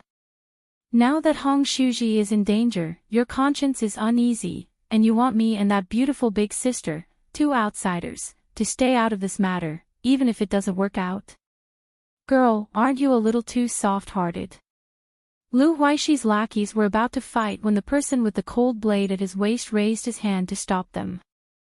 He said softly, "Something's not right." Then, a wild laughter came from inside the house. You bunch of idiots who don't know Buddha when you meet a real Buddha. What the hell are you shouting about? Like a wild horse, a figure broke through the paper-like walls of the mud house and floated out. First, it jumped over the head of the swordsman who didn't move at all. Then, it passed between Su Fengnian and Jiang and I. Finally, it crashed into the ranks of Lu Huixi's elite soldiers. The Lu family's bodhisattva, who had been fighting for a long time, shouted angrily. He pulled out his blade and held it with both hands. Using his body to push the blade forward, he rushed forward quickly. His steps were not in a straight line, but were unusually complicated and agile. It was a mixture of the Western Shu Xingyi and the Southern Tang Tongbi style. His movements were very clean. The figure that rushed out of the house flashed and brushed past the bodhisattva in the blink of an eye. Not only did he kick the bodhisattva's chest, he also took the blade with his bare hands. The bodhisattva's momentum did not decrease. He rushed straight to the mottled wall of the alley, stabbed the blade into the wall, and flipped over. When the young man who was respectfully called Head Chi stopped staggering and turned his head to look, he saw an old man whose two calves seemed to have been cut off by a sharp weapon. The old man was sitting on his beloved blade. He looked around complacently and said loudly, "Yo, young man, you have some weight. Unfortunately, you have encountered this old man. Even if I give you 20 years of hard work, it still won't be enough." The domineering old man glanced at the middle-aged swordsman who did not stop him from leaving the house and said indignantly, "This old man has returned to Jianghu this time and waited in this shabby little town for so many days. Other than that blockhead on the stairs who only has a killing sword but not a heart, no one actually took the initiative to burn incense and worship the gods. Do you really want this old man to start a massacre so that you ignorant frogs at the bottom of the well will understand that there is a land immortal in your Snow Lotus City? The head chi of Snow Lotus City turned his head and spat out a mouthful of blood. His eyes were malicious and cold. He shook his wrist and asked with a smile, "Old Immortal, do you really want to be the enemy of the general's residence?" The old man laughed and said, "What bullshit general's residence? A bunch of blind people. If you really annoy this old man, he will kill you all in an instant." At this time, Su Fengnian smiled at Jiang Ni, who had quietly walked a few steps closer to him and said, "Learn from him. Look at how the old senior walks the Jianghu. Let me tell you, in our line of work, if you don't know how to smile evilly, then you are definitely a fledgling of the Jianghu. Similarly, the evil experts in the Jianghu, this kind of laughter is only a beginner's skill. As for the righteous experts, they must have the demeanor of an immortal. After one move, they must stand with their hands behind their back. At night, especially on a moonlit night, it is the best scene. Think about it, if you put on the posture of looking up at the moon, you will have the demeanor of a great master and won't hurt your eyes. But there's a way, and that's to narrow your eyes and remain silent. Don't speak at all. You can't speak big words. Once you do, it'll lower your status. If you don't say anything, it'll make the bystanders, like us, feel that you're unfathomable." Jiang Ni said unhappily, "You are so boring." Su Fengnian glared at him and said, "This is the priceless advice that I personally came up with after wandering the Jianghu. If others want to listen to it, I will not sell it to them." The Ma Jiabao's daughter, who was eavesdropping on Su Fengnian's teaching, quickly exposed him. "You are indeed an experienced Jianghu swindler." Chapter 1472. The young man listened with great interest. He felt that these words made a lot of sense. Every time those rich kids in Snow Lotus City flirted with girls on the street, didn't they like that kind of devilish smile? Also, every time they opened their folding fans, they would open them with a crisp sound and close them with a snap. No matter how hard he tried, he couldn't learn that kind of smile. Of course, he couldn't afford that kind of fan either. Therefore, the young man was filled with curiosity and asked softly, "Is there anything else?" Su Fengnian proudly snorted and said, "Yes, there is. The knowledge behind this is as deep as the sea. Kid, let me ask you, are there any heroines in Snow Lotus City whose nickname starts with the character Z? They either like to wear purple clothes or wear purple accessories. There must be some, right?" The young man was startled, and his eyes were filled with admiration. He nodded vigorously and said, "Young master, you are amazing. In this year, there were 3 or 4 immortal sisters who were like this." The young girl curled her lips and said, "What's so great about being able to guess this kind of thing? In Snow Lotus City, there are many young heroes who wear white robes and have 2 blades hanging from their waists. Every one of them claims to be someone's closed-door disciple. They either like to lie on the street drunk and look at the moon, climb up the city wall and pretend to be in a daze, or they like to run to the Snow Lotus Pavilion to show off their poetry. My father said that although they are somewhat skilled, they are still far from the top experts in Snow Lotus City. He also said that these young heroes either had their brains kicked by a donkey when they were young, or their brains were clamped by a door when they grew up. He also said that if I see them, I must avoid them." Su Fengnian said earnestly, "Little girl, you don't understand. These young heroes with lofty ambitions are all young and promising. They have a bright future ahead of them. They will definitely become great heroes in the future."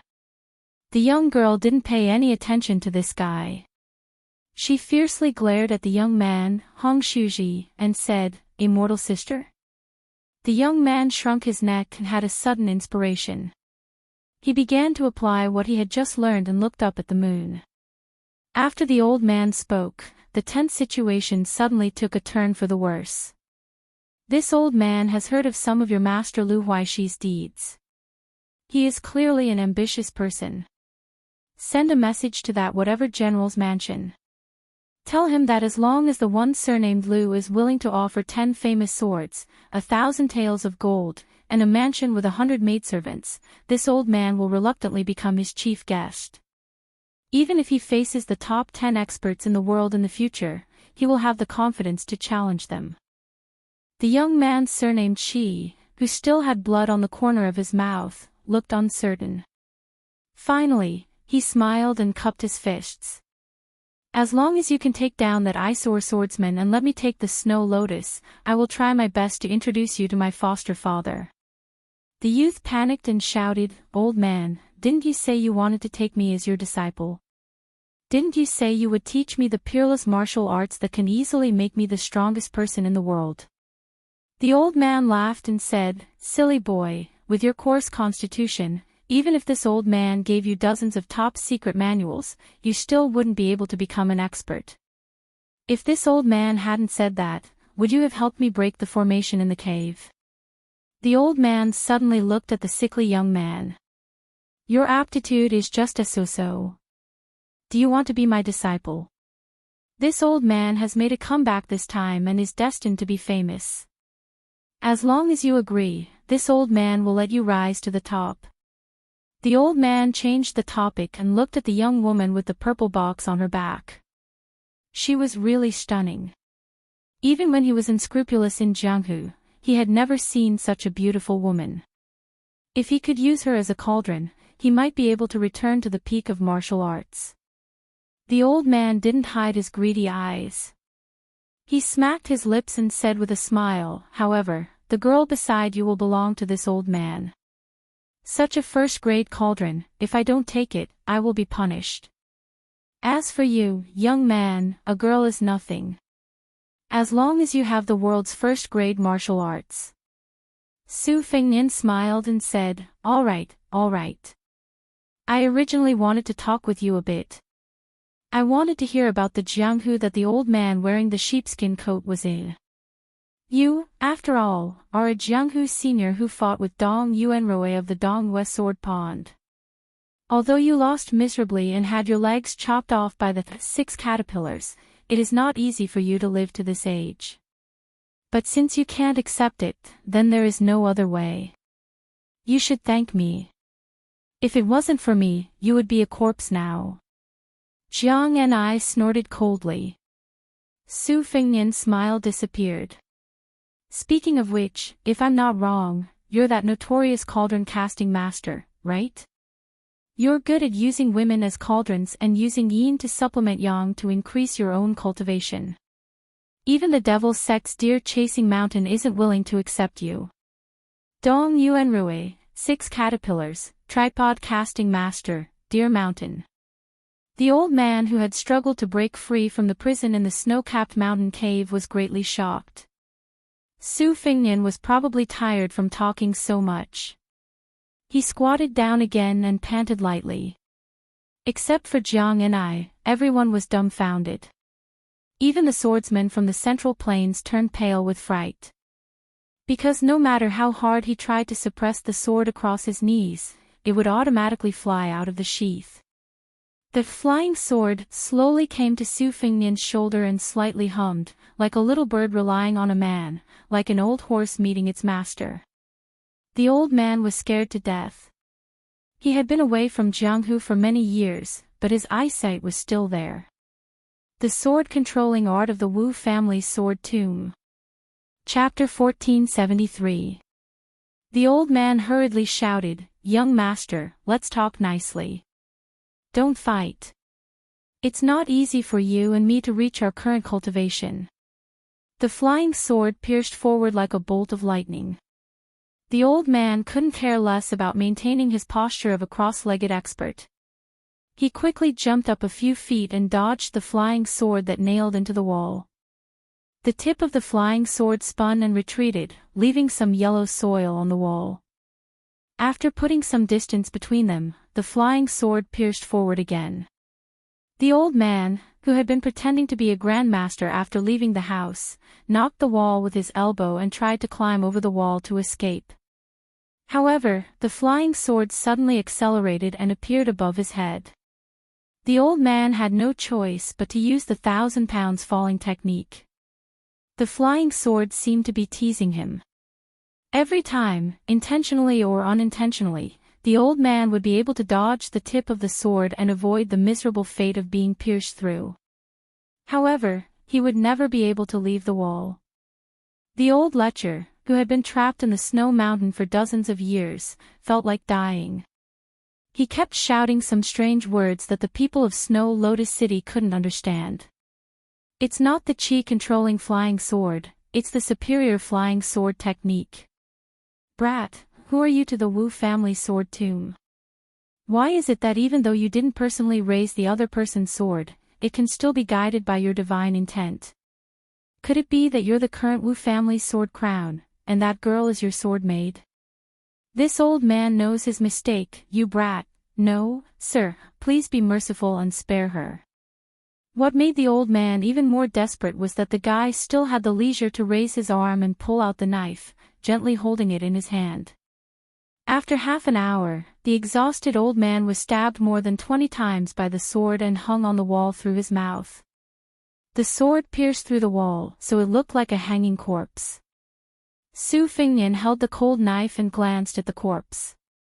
As if he still couldn't vent his anger, the flying sword flew out and stabbed into the wall again and again at a speed that was countless times faster than before. A series of banging sounds rang out. The corpse didn't even slide down half an inch. It was pierced into a pile of meat paste bit by bit.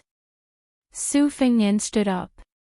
When he looked at Lu Huaishi's adopted son, the latter crashed into the wall and died on the spot. The wall collapsed, and the two corpses disappeared from everyone's sight. What the eyes didn't see, their hearts didn't palpitate. After Su Fingyan sheathed his blade, he grabbed the scabbard that had flown back into his hand. He put the cold blade back into the scabbard and then hung it around his waist. Ignoring the group of night walkers in the alley and the Lu Manor who were about to wet their pants, he made a face at the young man and woman and said with a smile, "How is it? Do you believe me now? For a true expert like me, there's no need for me to stand. Squatting is already very cool. If I were to stand, I would look so handsome that I wouldn't even dare to look in the mirror for fear of scaring myself. How could there be such a handsome and peerless expert in this world?" Jiang and I rolled his eyes and said, "Immoral." The young man stood in front of the young girl to protect her. The young girl hid behind the young man. Her teeth chattered as she whispered, "He's powerful, but his head must have been hit by a door before." The stubborn young girl pulled the young man's sleeve and asked, "Isn't that right, Twig?" The young man whispered, "Yes." However, he quickly pretended to be stupid and said, "Really?" With a thought, Su Fingyan made the long sword that he had borrowed for a moment fly back into the scabbard of the swordsman. He smiled and said, "Thank you." The man from the Central Plains, who had thought that he was already considered a top expert in the small Snow Lotus City of the Western regions, stood up and said in a deep voice, "It should be me who is thanking Senior for teaching me how to use the sword." Su Fingyan dismissed him with a smile.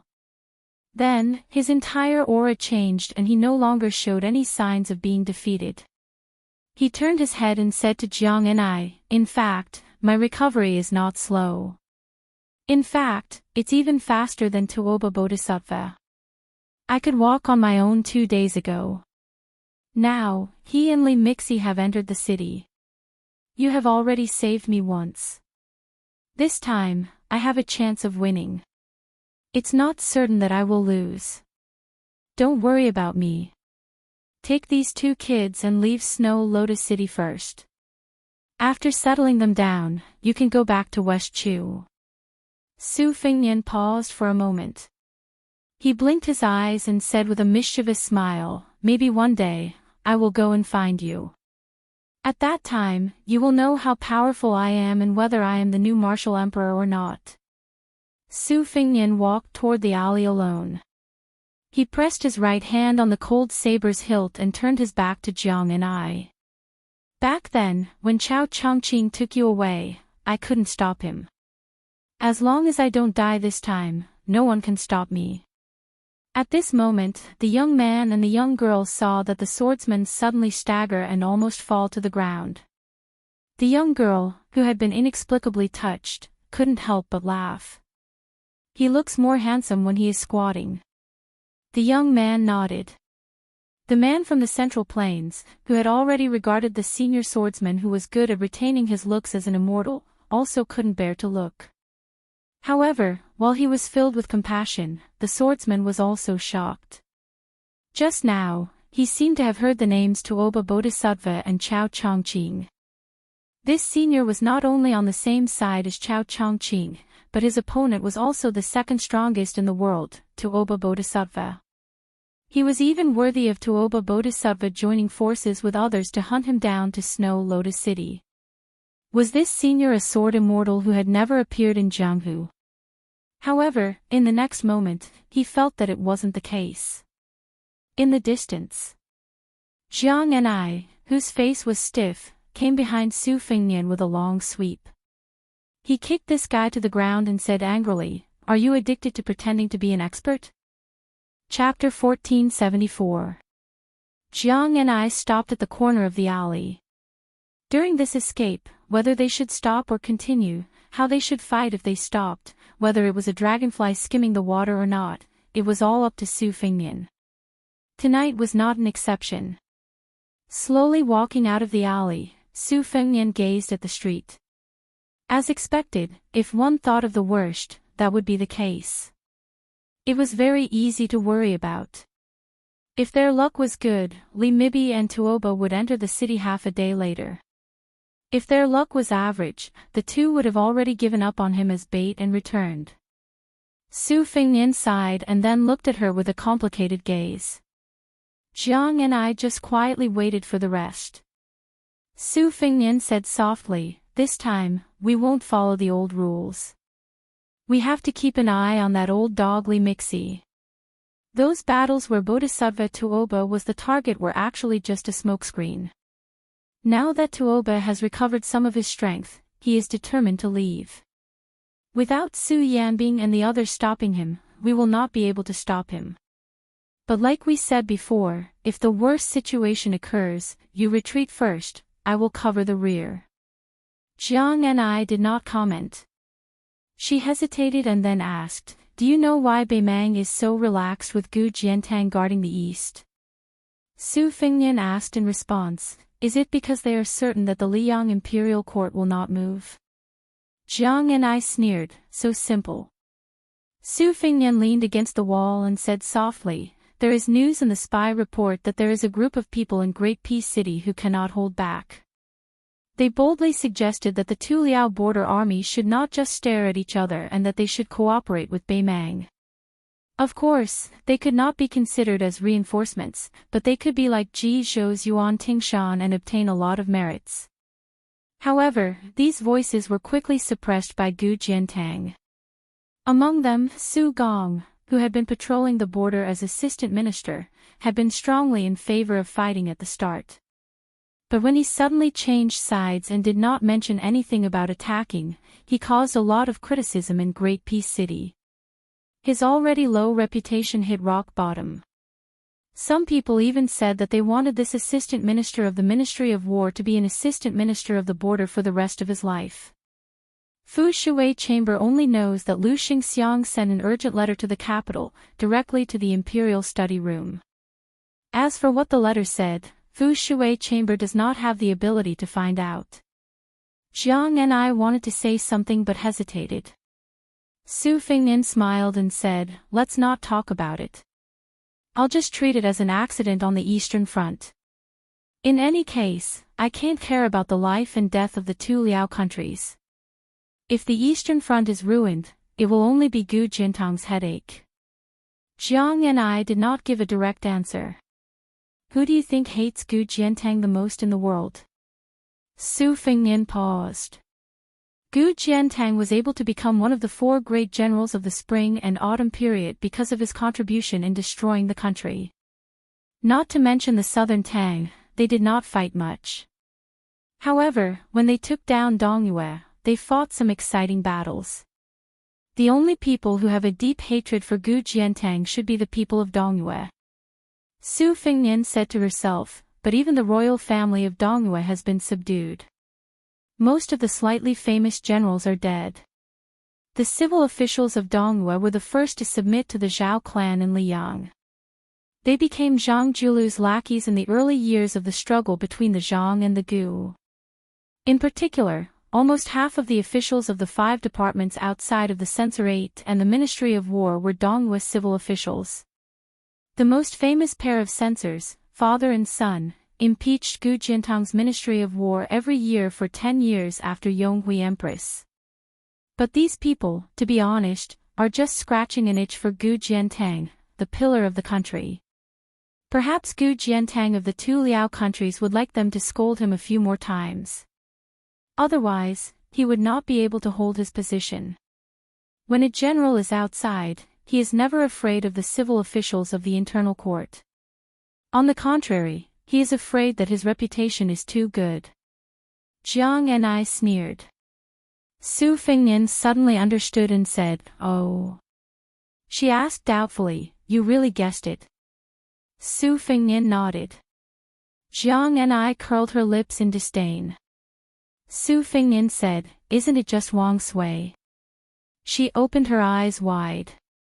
Su Fengnian blinked. "Really?" She shook her head vigorously.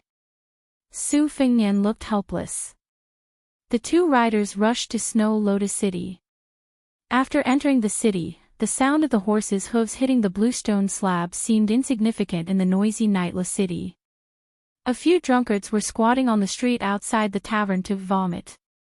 They inadvertently looked up and saw the faces of the 2 riders reflected in the dim light. They did not pay much attention to it.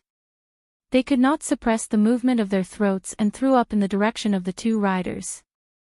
After vomiting to their heart's content, they felt a lot more comfortable.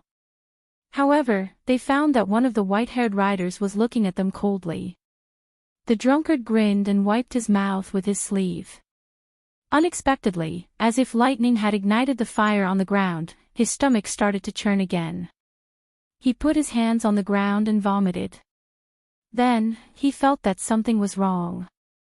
He shook his head and tried to open his eyes wide. Only then did he see a pool of blood on the slate. Then, his head hit the ground heavily and he never had the chance to open his eyes again. Drunk to death, drunk to death. The drunkard died drunk like this. The other dispirited middle-aged rider did not say anything about the old man's venting of anger. If he were in the old man's shoes, he would also have the thought of killing people indiscriminately. The old man had set up 2 big traps. The first time was to kill Yan Wenluan. This time, he wanted to kill Su Fengnian. Almost half of the top masters in Beimang Jianghu were killed. The most important thing was that they did not succeed. The spider web that spread all the way from the southern dynasties to Beiliang was also torn into pieces. No matter how calm the old man was, he could not help but feel angry. The white-haired old man probably also realized that he had lost his composure. He laughed at himself and said softly, "King of the Northern Courtyard, please allow me to make one last bet. I bet that the guy surnamed Su Fengnian will not be willing to let the fight end in a draw. He will personally take the risk and wait for us in Snow Lotus City to take the bait. Su Yanbing and Tantai Pingjing will arrive in about 12 hours.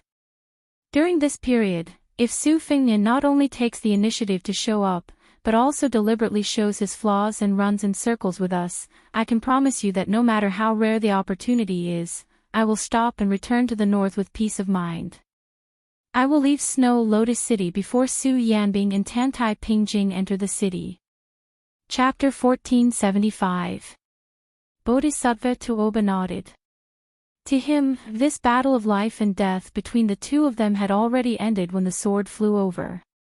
Bodhisattva Tuoba was able to accept defeat, but he was also able to let it go.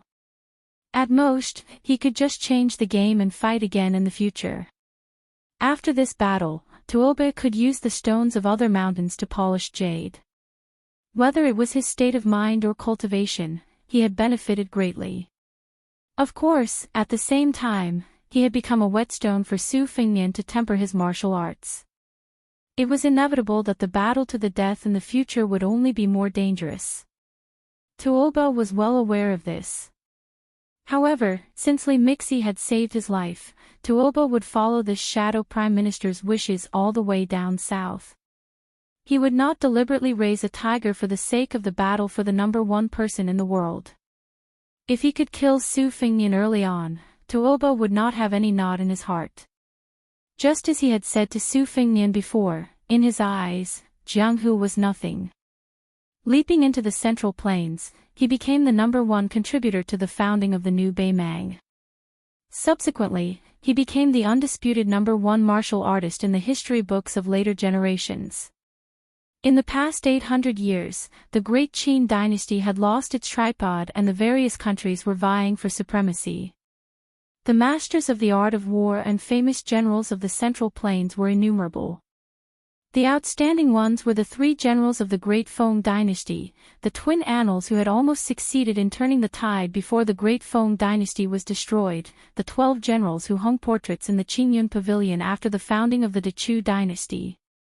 The 9 kingdoms of the spring and autumn confronted each other for supremacy.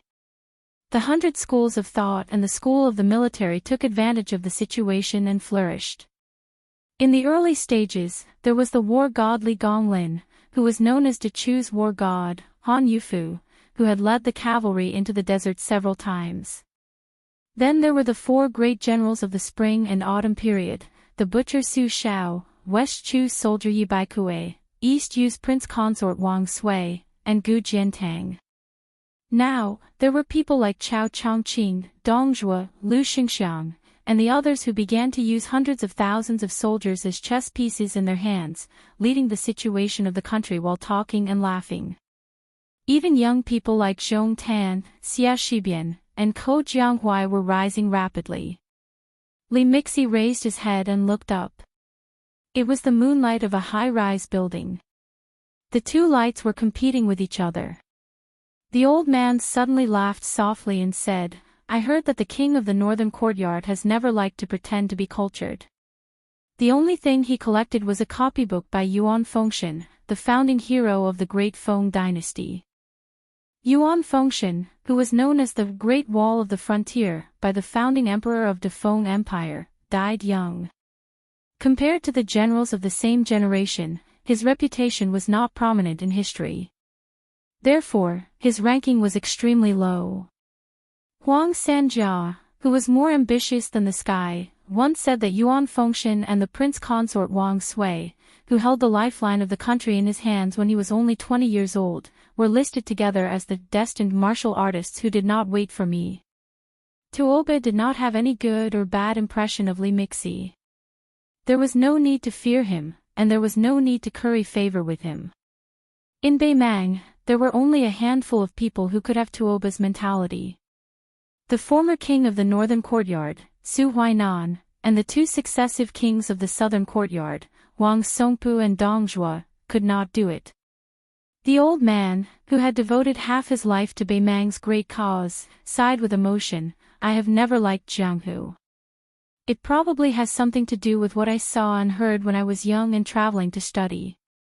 The 9 kingdoms of spring and autumn attracted Jianghu people within their jurisdiction. Dechu saw them as sparrows in a cage. Southern Tang saw them as Tang Qianyan. Later on, Li Yang also gave those Jianghu people a bag of embroidered carps. The meaning is clear. You are nothing but the carps in the pond of the Zhao family.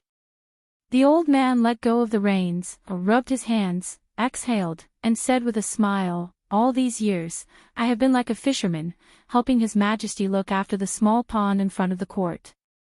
It is no wonder that the people of Liyang are conceited and always say that there is no Jianghu in Beimang. It is because they have Li Chungang, Wang Xianji, Dong Tai, Chao Chongqing, and now they have Su Fengnian leading a large group of rising stars. We indeed do not have any real Jianghu people in Beimang. 4 of the 5 major sects are all His Majesty's subordinates. You, the king of the northern courtyard, are a military general. Hong Jingyan is the Ruin Lord. It was not easy for Huyan Grand Monastery and Luoyang to come out, but they all ran to Liyang. Even you, the Beimang god of war, had to make a special trip to Liyang before the great battle of Liangmang to take a look at Mount Hui. Tuoba was somewhat surprised. In his impression, Li Mibi had always been a person who believed that 100 words were not worth 100 words. When Tuoba entered the palace for the first time by virtue of his military exploits, he saw 2 gray-haired elders sitting on the steps outside the hall nibbling on dates. Su Huainan, who controlled half the country's military, was no stranger to him. When Tuoba was young, he was able to rise in the ranks of the Norland army and stand out among the nobles with the surnames of Murong and Yelu. Su Huainan's impartiality played a huge role in Tuoba's success. That time when he had an audience with His Majesty, he had spent most of his time patiently waiting outside the hall. The one who left the deepest impression on him was the old man who swallowed dates with Su Huainan. After seeing him, the old man's gaze was like a snake coiled in a dark corner, hissing. It was especially cold. From the beginning to the end, it was Su Huainan, who was second only to one and above tens of thousands of people, who exchanged pleasantries with Tuoba. The other old man, Old Snake, who rarely slipped out of the trenches to bask in the sun, was expressionless as he nibbled on dried dates. When Tuoba was summoned into the hall to meet the emperor, he still felt a chill run down his spine. Li Mibi probably did not know that he had once shocked the future Beimang god of war. He turned his head and smiled. When Hong Jia fled north at the end of the spring and autumn period, our Beimang reaped the benefits. However, many of the survivors thought that they were rootless duckweeds and only wanted to return to their homeland. Even if they could not do it while they were alive, they wanted their descendants to bring their ashes to the south. I, Li Mibi, am the same as Su Huainan. It's just that they wanted to return to their roots, but I have never had such thoughts. There is a plant in the medical books that can treat venomous insects and snakes. It's called the dandelion. After the seeds leave the branches and leaves, they will drift far away with the wind and take root as soon as they land. Wherever they land, that is where their hometown is. Although Tuoba had never been involved in the family affairs of the Beimang and was trusted and valued by the empress, Tuoba was not unaware of the movements of the Beimang and southern dynasties over the years. Bodhisattva Tuoba could roughly guess the meaning behind Li Mixi's words. In fact, for the past 20 years, the Norland had mostly used such tricks to suppress the Hua people in the southern dynasties. They were very familiar with making groundless accusations and slandering the Hua people. However, since Li Mibi was the ancestor of the Beimang spies, Tuoba had no choice but to take it seriously. Over the years, I've only done 2 things. On the surface, I've taken care of the fish pond, but in the dark, I've been sweeping the fallen leaves in the courtyard. The latter is like catching butterflies that have broken out of their cocoons in foreign lands and putting them into cages one by one. I've always enjoyed it, but unfortunately, it hasn't been very effective. In the end, even His Majesty thinks that I'm making a fuss over nothing. Although he doesn't suspect that I'm raising bandits for his own sake, he's been losing interest in it over the past few years, especially after Su Huainan's death, which made His Majesty very sad. I know that His Majesty feels guilty and resentful about this matter. He feels guilty because he and his minister didn't end things well and let Su Huainan die an unnatural death. His resentment is directed at me because it was my vigilance and suspicion that gave the young man surnamed Su the opportunity to take away Su Huainan's head and bring shame to the entire Norland. However, I have a feeling that even if I have not found a single bamboo whip after 20 years of digging, there are definitely a few fish that have escaped the net with ulterior motives in the royal court and the southern court. They are hidden very deeply and are bitterly waiting for a certain opportunity. Tuoba frowned and said, since even you can't find them, even if there are a few fish that have escaped the net, it has been 20 years. How can they succeed? The old man relaxed his tone and smiled. I can't compare to the prefect of peace, nor can I compare to you, to Oba, or Dongjua. I am an outsider to both military and political matters, and I don't have any great foresight. However, doing the dirty work that seems to happen right under my nose all year round has developed a good habit of not too big nor too small. That is to first understand the people and matters that are close to me. Otherwise, I won't be able to sleep and eat in peace. I have focused all my attention on the great clans that rise and fall. I am not like many of you who are still fighting to the death with the Bailiang cavalry. You have already set your sights on the great and city further south, the Central Plains, and the Guangling River. I have something that I have always wanted to ask, but I can't. Today, there is only the king of the northern court and me. Can you enlighten me? Tuoba said in a low voice, Sir, please ask. Li Mibi's tone was particularly stiff. Has no one other than me thought that Bailiang would win and Beimang would lose? Chapter 1476. After confirming that Wang Sui was the stabilizing force of Beimang's eastern front, Su Fengnian looked calm, but his heart was in turmoil. This news was too shocking, no less shocking than the news that Shangyin Academy's Qi Yanglong had entered the capital and become the Minister of Imperial Command. The Central Plains had sunk, and countless heroes had been washed away by the waves. They had either been loyal to their country, fled from the world, or entered the Liang Temple with the bad reputation of being a slave of 2 surnames. Many others had concealed their names, living in the forests and the alleys of the city. Wang Mingyin, the world's 11th most famous general, Gu Dezhu, the crown prince of western Shu, Su Su, and Lu Xiufu, who had fled to Beimang, and the only orphan of the Ji province's Han family, who had become a bandit in Beimang, were all like this. If Su Fengnian had not entered Jianghu and stirred up a storm, they might have remained like this, day after day, year after year, in small mud ponds, never to be seen by the world again. Wang Sui's comeback, his sudden appearance after 20 years of hibernation, was undoubtedly the most prominent, especially since he had chosen Beimang, which would inevitably have a huge and far-reaching impact on the world situation.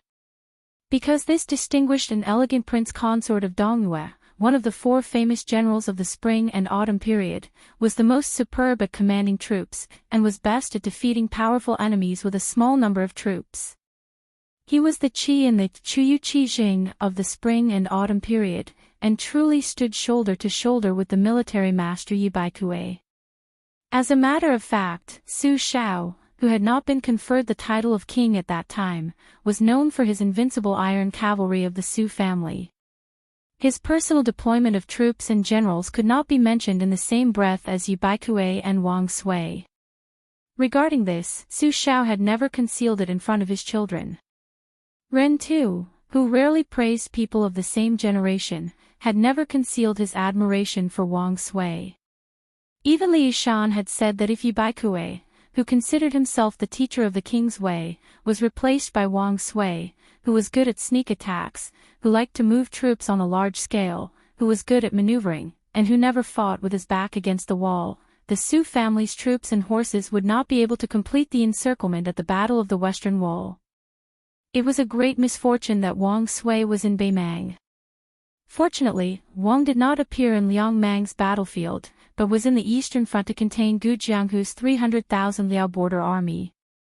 There was also a son-in-law of the emperor's son-in-law, surnamed Wang, and his son-in-law of the emperor of emperors. Coincidentally, a son-in-law of Wang. There was a son-in-law of a certain city, surnamed Wangs. A son-in-law of A's. Wang Xianji and Wang Sui. One was a Jianghu grandmaster who never cared about the prosperity or decline of the imperial court. The other was a prince consort with real power who rested on a beauty's knee when he was sober. Seeing Su Fengnian fall into silence and become more and more serious, Jiang Inai calmly said, back then, when we were traveling in Beimang, Uncle Chao and I visited Wang Sui. Uncle Chao advised Wang Sui that he could work for Dechu, but he was rejected. Wang Sui said that Dong Yue's loss to Li Yang was due to the general trend and not because of war. As for the destruction of Dong Yue, there was no knot in his heart that couldn't be untied. However, losing to Gu Jianghu was his second greatest humiliation, after losing to Wang Xinji when he was young. He wanted to fight with Gu Jianghu again under the circumstances of equal military strength and power. Su Fingnian muttered to himself, "You're already in your 60s, how can you still be so childish? Military affairs are not child's play. You punched me today, so I'll kick you again tomorrow." Jiang and I had a strange expression. "Wang Sui mentioned you before. After he heard that you were practicing the saber, he made a bet with Uncle Chao. Wang Sui bet that you would definitely become a martial arts grandmaster in the future." Su Fingnian smiled and said, "What's there to bet on? Isn't it obvious that it's a done deal? Your uncle is also willing to place a bet. Isn't he just a spendthrift who is willing to spread wealth? What's the bet?" Jiang and I said unhappily, "Uncle Chao didn't say that you couldn't become a grandmaster. He only put your achievements at the same level as his own. However, Wang Sui said that you could fight with Wang Xinji." Su Fingnian touched his prickly stubble that hadn't been shaved for more than half a year. "Wang Sui has a unique foresight. If there's a chance, I'll definitely treat this old fellow to a drink. Just based on his foresight, I'll toast him 3 big cups first." Jiang and I smiled for the first time. "Do you know why Wang Sui thought so highly of you when you were just a first-year Vajra realm martial artist?" Su Fingnian couldn't guess what Wang Sui, a 1,000-year-old tortoise, was thinking. He casually replied, "Appearance." Jiang and I seemed to have suffered a heavy blow and was speechless. Su Fingnian was astonished. Wang Sui really judged people based on appearance. Jiang and I was in a bad mood and didn't want to talk anymore. Su Fingnian started to ponder on it. Wang Sui was born in a noble family. When he was young, he abandoned all restraints and was a chivalrous person. He only turned over a new leaf when he was 20 years old. He had only practiced martial arts for 5 years and was proficient in all kinds of martial arts. His swordsmanship was especially outstanding. Even sword pools Song Nianqing and Chai Qingshan had praises for him. When Wang Sui was young, he was also publicly recognized as a handsome man in Dongyue. Those ladies with outstanding backgrounds in the imperial court all liked to call him Sandalwood. In that case, he is a kindred spirit like me. No wonder, no wonder. Jiang and I couldn't help but want to kick. Su Fingnian had expected this and turned his head to glare.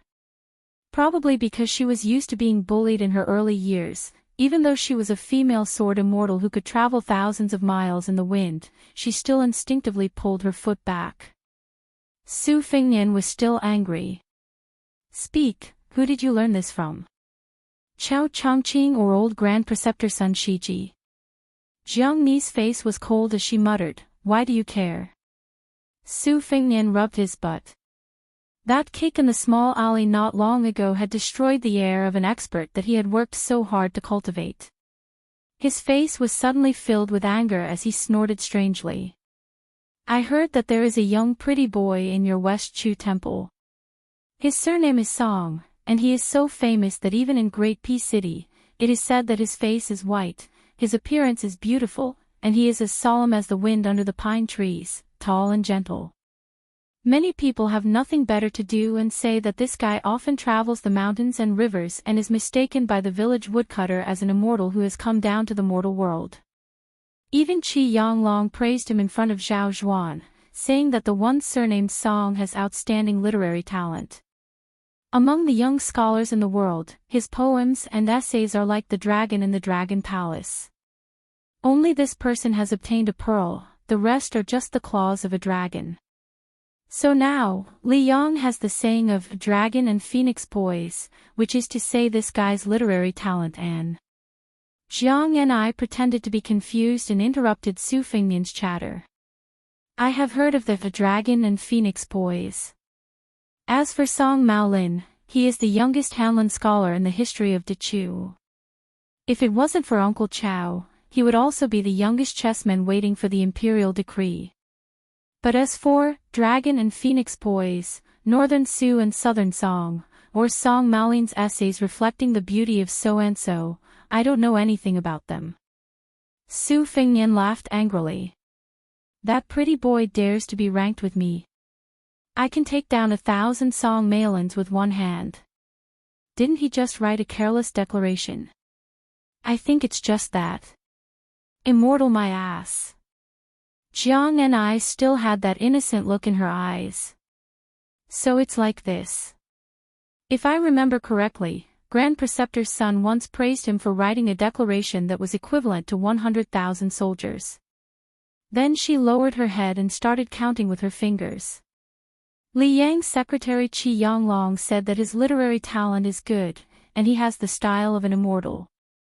Tantanon said that this person's imperial examination writing skills are not inferior to Sun Yin's. The Imperial College's Left Chancellor Yao Baifeng said that he is knowledgeable and reasonable. In addition, our Dechu's Grand Preceptor's son said that his declaration writing is imposing. Uncle Chao said that his chess skills are only slightly inferior to Fan Zhongho's. Out of the 10 most knowledgeable people in the world, 5 of them said good things about him. Let me count again, there seems to be. Su Fengnian rolled her eyes. Stop. That pretty boy only has a little bit of fame in the scholarly world. Look at your so-called so-and-so again. Jiang and I deliberately looked left and right, but she didn't look at Su Fengnian. Who is it? Where is it? Why can't I see it? Su Fengnian stretched out his hand and gently pressed Jiang Ni's forehead, not allowing her to shake her head. Jiang and I slapped his hand away and said disdainfully, Are you bored? Why are you concerned about a scholar from Guangling who is far away on the horizon? Beimang's million-strong army is pressing on Beiliang's border. Can you take care of them all? Chapter 1477. Su Fengnian looked into Jiang Ni's eyes and asked softly, It is said that most of the civil officials in the West Chu Imperial Court have suggested Song Maolin and you. Jiang and I once again interrupted Su Fengnian's words. Her expression was normal and her tone was calm as if she was talking about a small matter that had nothing to do with her. Previously, there was someone who suggested Ko Jianghuai, followed by Xie Shibian, and then Song Maolin. Su Fengnian's face was gloomy. He asked in a deep voice, What is Chao Chongqing doing? If he is too busy to take care of you, Princess Dechu, then I didn't see him fight all the way to Great Peace City. If he is very free, then can't he control a few mouths in the imperial court? How can he restore his country like this? Jiang and I shook her head and said, Uncle Chao is already very good. Su Fengnian wanted to say something but stopped. Jiang and I gently exhaled and looked at the dim street in the distance. What do you say? Should we take the initiative to fight or wait for them to come to us? Su Fengnian instantly returned to his sloppy self. It wasn't easy for me to accumulate such an imposing aura, but you kicked it away. Then let's wait. Snow Lotus City is neither big nor small. We still have about 2 hours. Jiang and I asked doubtfully, Don't leave. Anyway, we have been running all the way. We don't care about this time, right? Su Fengnian did not say anything. He turned and walked back into the alley. Jiang and I silently followed behind him. Ma Zhebao's daughter, Ma Shigong, and the poor youth, Hong Shuji, were still there. The swordsman from the Central Plains also did not leave. Obviously, he had not given up on the Snow Lotus. Seeing the sword Immortal, Senior, and the beautiful woman with the box on her back return with complicated expressions, the middle-aged man knew that the 2 immortals were also here for the Snow Lotus. He would not be able to snatch it from them. Even if he begged, he would not be able to get it. However, when he thought of the woman who had to rely on Liaodong ginseng to survive every month, the man gritted his teeth and cupped his fists to Su Fengnian. "Senior, can you give me the snow lotus?" Junior Xiaomu was willing to exchange his life for it. Su Fengnian was stunned for a moment before he shook his head and said, "I must have this snow lotus. There's nothing to discuss." Xiaomu's expression was sorrowful. After closing his eyes, he suddenly opened them and said resolutely, "Then I can only ask Senior for advice." Su Fengnian waved his hand and smiled, "Why don't you wait for a night? If I'm still in the city at dawn, you can exchange your life for the snow lotus in Lu Huaxi's mansion. If I'm already out of the city, you can do business with that kid again. You're just helping him go to my family fort. With your strength as a level 2 master, it shouldn't be difficult for you to take over a private fort." A young girl with a strange name plucked up her courage and retorted, "Our Ma family fort's guard instructor is known as Iron Spear Wei in the martial world. He has a reed leaf spear made of refined iron and is 12 feet long. Just the tip of the spear is 1 foot and 3 inches long. It is very powerful. I once saw Instructor Wei pierce through 3 iron armors with his spear. Besides, our Ma family fort also has a cavalry army that comes and goes like the wind. Even General Lu's mansion in Snow Lotus City doesn't dare to underestimate our Ma family fort." Xiaomu laughed it off. On the other hand, Su Fengnian squatted on the stairs beside Xiaomu and said with a smile, "It sounds like your family is very strong. Let me ask you a question. Are your ancestors local or migrated from the Central Plains?" The young girl carefully said, "Why are you asking this?" Su Fengnian saw that she didn't want to answer, so he didn't ask anymore. He began to concentrate and rest. Xiaomu hesitated for a long time and finally couldn't help but ask curiously, "Senior, do you really want to compete with Tuoba Bodhisattva of Beimang?" Su Fengnian nodded. Even Xiaomu, who was used to seeing all kinds of storms, was speechless. Since he was able to fight with Beimang's military god, he should at least be a level 1 mysterious finger. He might even be able to touch the legendary threshold of celestial state, right? Jiang and I didn't want to see this guy pretending to be profound, so he snorted and said, "Has the fight been going on for more than half a month? The winner hasn't been decided yet." Xiaomu's eyes almost popped out of their sockets. He swallowed his saliva. Su Fengnian smiled and didn't say anything. Although Xiaomu had stayed in Snow Lotus City, which was far away from the Central Plains, he couldn't figure out who had such a great ability. Was he blind? Was the senior sitting beside him the peach blossom sword god Dong Tai? Otherwise, among the experts who used the sword, Song Nianqing of the Sword Pool and the number 1 swordsman in the southeast, Chai Qingshan, were both old men. Tangxi sword goddess Lu Baijie didn't have such ability. Their ages didn't match. While Xiaomu was rushing to Snow Lotus City from the Central Plains, he heard that Wu Luding, the sword crown of the Wu family sword tomb, was traveling with a female sword servant. The old man who died under the sword of the senior also guessed the same and mentioned the sword nurturing and the flying sword.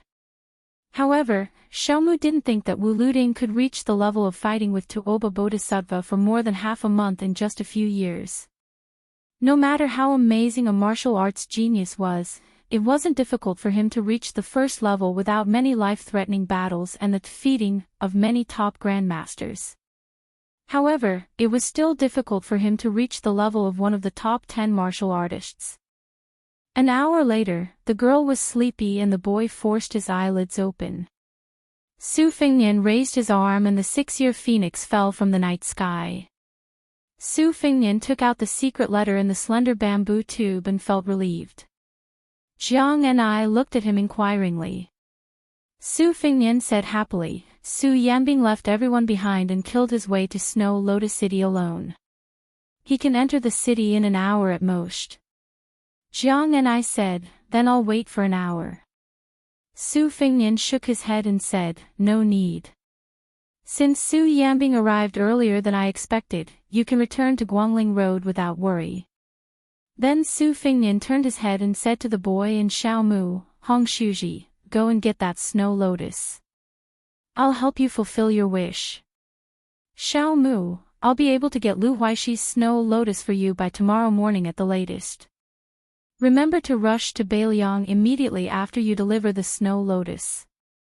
You can protect your name in any of the relay stations in Yuzhou or Lingzhou. Someone will bring you to me when the time comes. In short, I'll take your life.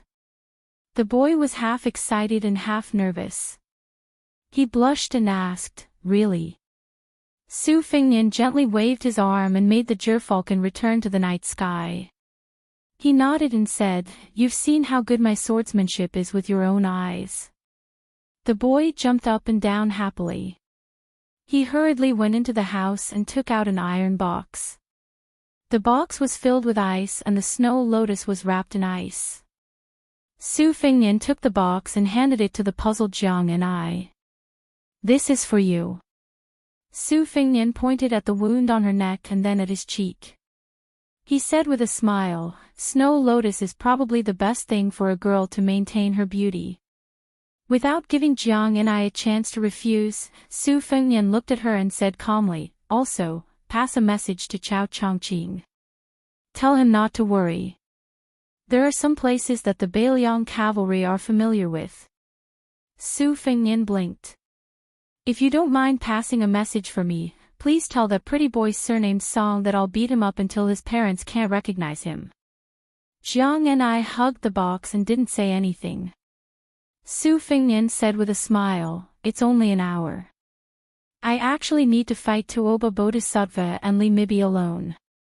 I want Tuoba Bodhisattva's state of mind to be completely damaged so that I'll have a better chance of winning the next time we fight. Don't worry. Once the situation turns bad, it'll be easy for me to run away. I've been recuperating all this time. It's enough for me to play cat and mouse with them for an hour. Jiang and I was still silent. Su Fingnian joked, what, you don't want to leave? Jiang and I spat. Su Fingnian waved his hand. Go, go. Jiang Ni's expression was stiff and cold. She turned around and the great Liang dragon sparrow flew out of the red sandalwood sword box and floated in front of her. She gently jumped on it and disappeared like a rainbow in an instant. Xiao Mu was dumbfounded once again. Another goddamn sword immortal. When did the streets of Liang become so full of sword immortals? The young man grinned at the girl. I told you, she's really a fairy sister. The girl stepped on the back of the young man's foot. The young man stood on one leg and bared his teeth. About half an hour later, the girl looked at the man standing on the steps and looking in the direction where the fairy disappeared.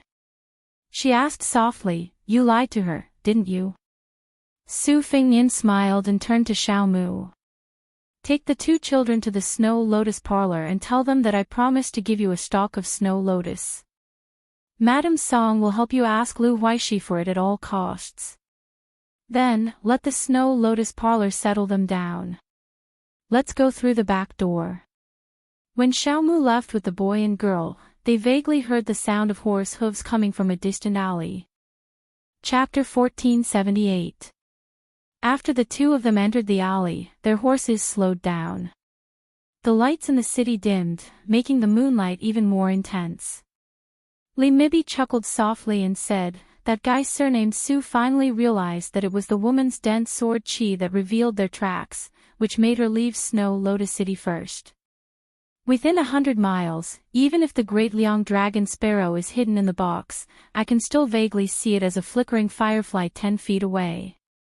However, it can be seen that although West Chu's Jiang Ni is a sword embryo that appears once in 100 years, it is still far from reaching the legendary realm of the world's ruler. Without Jiang Ni holding the line, that young man has no chance of winning. The key is to see if God will give him the luck to escape again. Along the way, they had the absolute initiative.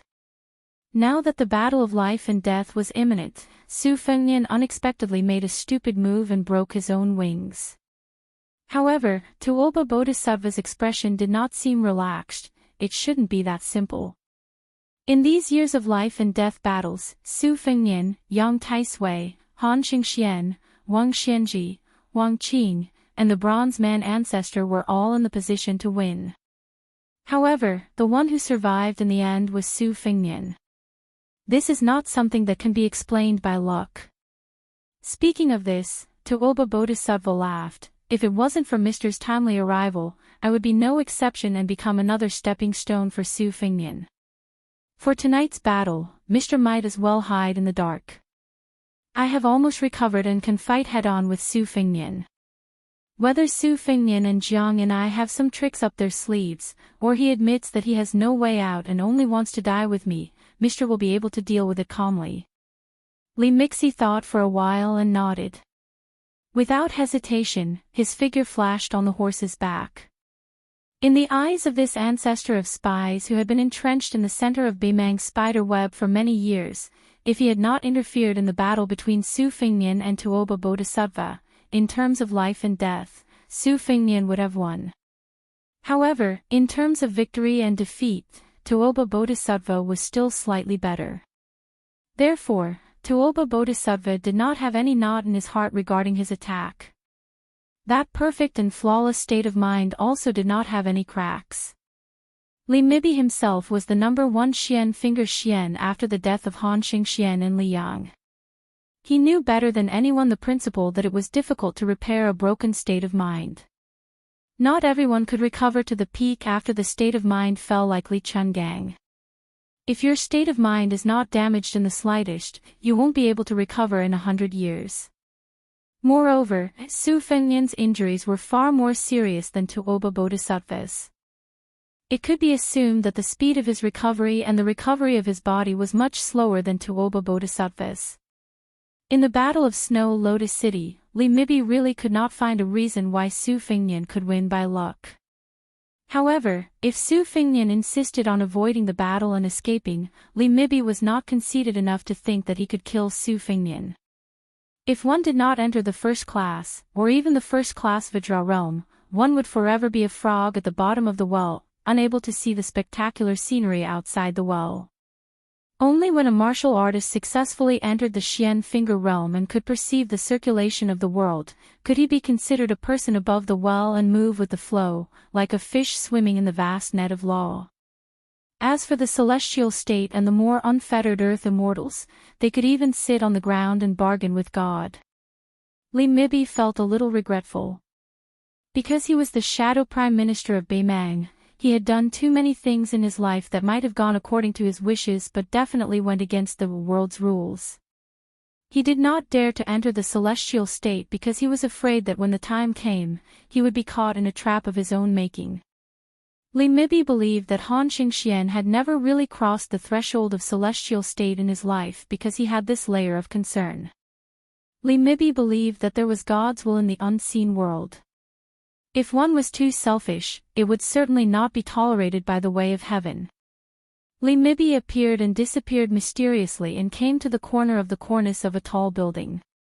The back of the cornice under his feet was not carved with common spirit beasts such as Kailan, which could ward off evil spirits and pray for blessings. Instead, it was a lively carp with a lively posture. It was probably due to the unique water affinity of the buildings in the central plains. A wind chime was tied to a rope under the eaves, moving with the wind, melodious and light.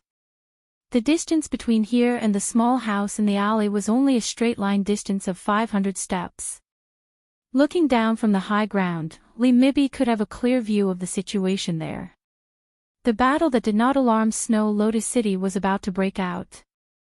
In addition to paying attention to the peak battle between the two sides who were both great masters, Li Mibi had been paying attention to the direction where Jiang Inai flew away on his sword. Li Mibi suddenly laughed out loud and sighed with emotion. It was an unprecedented, big year in Jianghu. There were as many experts as there were clouds. Even if many of the older generation died, the younger generation emerged faster. It was undoubtedly the grandest occasion in 1,000 years. The 14 people in the martial arts competition, including the 4 great masters and the top 10 experts, were all great celestial phenomenon or even earth immortals without exception. Not to mention Jiang Enai, who could fly 1,000 miles on his sword. Xianyuan Qingfeng, who was already in the celestial phenomenon realm, would definitely be among the top 10 experts in Jianghu in the past. However, he was unfortunate to encounter such an era. If the white-robed monk Qi Beware and other hidden experts were added, Xianyuan Qingfeng might not even have a place in the top 20. In addition to these grandmasters and grandmasters who were already well known to the public, there was also the number 1 beauty under the heavens, who had followed after the devil Woyang in the northern Mang territory, the unfathomable young Wudang sect leader Li Yufu, Jiang Fuding, who stood at the top of the martial emperor's city in the eastern sea, Xiao Ningxin, who had walked down the mountain from the celestial master manor, Qi Xianxia, who had traveled among the common people, sword tomb sword crown Wu Luding, and that female sword attendant, and even Su Fengnian's 3 disciples were gradually showing their talents. If the world's experts could choose 2 people to fight, the battle between the military god of Beimang and the king of Beiliang in front of Li Mibi was probably only comparable to the battle between the Confucian Saint Chao Chongqing and the sword immortal Dong Tai. For some reason, Li Mibi bent over and sat cross-legged, no longer paying attention to the movement in the alley. He closed his eyes and let the cool breeze caress his face. The old man with a head full of frost and snow took out a dry biscuit from his bosom and chewed leisurely. Listening to the sound of the wind chimes close by, the old man shook his head as if he was enjoying it. After finishing the biscuit and wiping his mouth, the old man slowly got up and looked up at the night sky with the moon and sparse stars. He laughed heartily and said, "Hum hum hum hum. This world and this scene, the danger is great." In the alley far away, he welcomed Tuoba Bodhisattva with a clean and vigorous saber. Thunder rises in silence, moonlight rises on the flat ground. Tuoba Bodhisattva leaped high from the horse's back. Almost at the same time, Su Fengnian chopped the tall horse that was jogging in the alley into 2 halves with his saber. After passing through the horse's corpse, he tapped the wall with the tip of his foot and swung his saber at Tuoba Bodhisattva, who was more than 10 feet above the ground. It was unclear whether it was the light of the saber or the moonlight, but the sky above the secluded alley was covered in white. Tuoba Bodhisattva clenched his fists and made a hammering posture towards the bright light of the saber. Su Fengnian held the old-style Beiliang saber with both hands and did not resist the hammering. Instead, he turned around with his saber and spun in a big circle. In an instant, the 2 of them changed positions and came to Su Fengnian, who was higher behind Tuoba Bodhisattva. He slashed his saber at Tuoba Bodhisattva's back. Tuoba Bodhisattva's chi was heavy and his falling speed was much faster than the light of the saber. After his feet touched the ground, the king of the northern courtyard, who was still in a squatting position, knocked his separated fists on the ground and turned his body. When the momentum of the saber weakened a little, he faced it head-on. With his back facing the ground, he kicked like a whip towards Su Fengnian, who was still unwilling to stop his saber and change to a new stance. Tuoba Bodhisattva loosened his grip on the saber and placed his hand on the back of the saber. With a slight twist, the saber turned sideways and collided with Tuoba Bodhisattva's whip kick. Instantly, the sound of metal colliding with stone was heard, like the chime of a huge bell. Su Fengnian and Tuoba Bodhisattva fell to the ground at the same time like 2 meteors. Coincidentally, one of them stood at the end of the alley and the other landed at the end. They rushed forward at the same time. While running, Su Fengnian did not look dispirited at all. Instead, he was high-spirited and full of vigor. He did not have the exhaustion of an arrow at the end of its flight when Jiang Enai was beside him. It was even harder to believe that this guy would stagger and need to lean against the wall to walk. When the 2 of them were 10 steps apart, Su Fengnian twisted his body and spun his saber with him. In a short period of time, the slash was filled with vigor. Even Tuoba Bodhisattva did not face this attack head-on. With his back against the wall, his footsteps did not stop. When he brushed past Su Fengnian, he pushed out his palm and pushed it towards Su Fengnian's temple. Su Fengnian lowered his head and bent his waist. He spun on the spot and slashed his saber across his waist. Tuoba Bodhisattva, who had missed his punch, did not continue to tangle with him. He continued to rush forward and still did not face the attack head-on. Su Fengnian chased after him. He slightly increased the strength of his left leg and rushed diagonally to the wall. He stretched out his leg and stepped on the wall of the alley. In the next moment, his body crashed into the wall on the other side. This repeated repeatedly as he chased after Tuoba Bodhisattva. He and Tuoba Bodhisattva started a silent battle in this unknown alley. From the moment the two of them collided after landing on the ground, Su Fengnian's two sabers did not leave any marks on the floor or walls of the alley. Tuoba Bodhisattva's punch also did not leave a hole on the wall. There was not even a finger-sized hole. What happened next was still an unusual and strange situation. It was a narrow alley that only allowed two people to ride side by side. Although Su Fengnian was moving with his saber, he did not release any saber light. Only when the moonlight shone on his cold saber did it reflect a white light. It was obvious that Tuoba Bodhisattva was able to attack less and defend more than attack. However, Su Fengnian did not have the self-destructive aura that he had when he was in a life-and-death battle. Both of them attacked quickly and stopped even faster. They were as fast as lightning and thunder. There was nothing else that could be shown. This kind of subtle battle could not even be compared to the battle between two second-grade masters from Xiongzhou County. The two great masters who were qualified to not talk about etiquette with the King of Heaven and Earth were polite and restrained in this alley. They did not overstep the rules and did not cross the line at all. They were like gentlemen. Chapter 1479. There was no majesty that could uproot mountains and rivers. There was no unbridled joy. There was only a little restraint. Instead, it was like a woman's embroidery, with only the slightest struggle. But once it succeeded, there might be one less great guru in the world. Both of them tacitly drew a circle around the ground. The alley was a cage. A fight in a cage. Both of them only wanted to stab each other in the mirror of the state of mind. Among the four great gurus in the world, other than the two who were fighting, Chao Chongqing used the way of the king to enter the way of the overbearing. It was clearly the way of the death. The four chairs placed at the top of martial arts, Chao Chongqing had stood up and left his seat. Then, only Dong Tai, the champion of the way of the sword, was left. The winner of tonight's fight would not only determine their life and death, but could also seize the opponent's state to a large extent. In the future, when he fought with Dong Tai, he would undoubtedly have the upper hand. Therefore, it could be said that tonight's fight could almost determine who would be the undisputed number one in the world in the future. At this moment, both of them tilted their heads. Tuoba Bodhisattva's fist seemed to be resting on his left shoulder.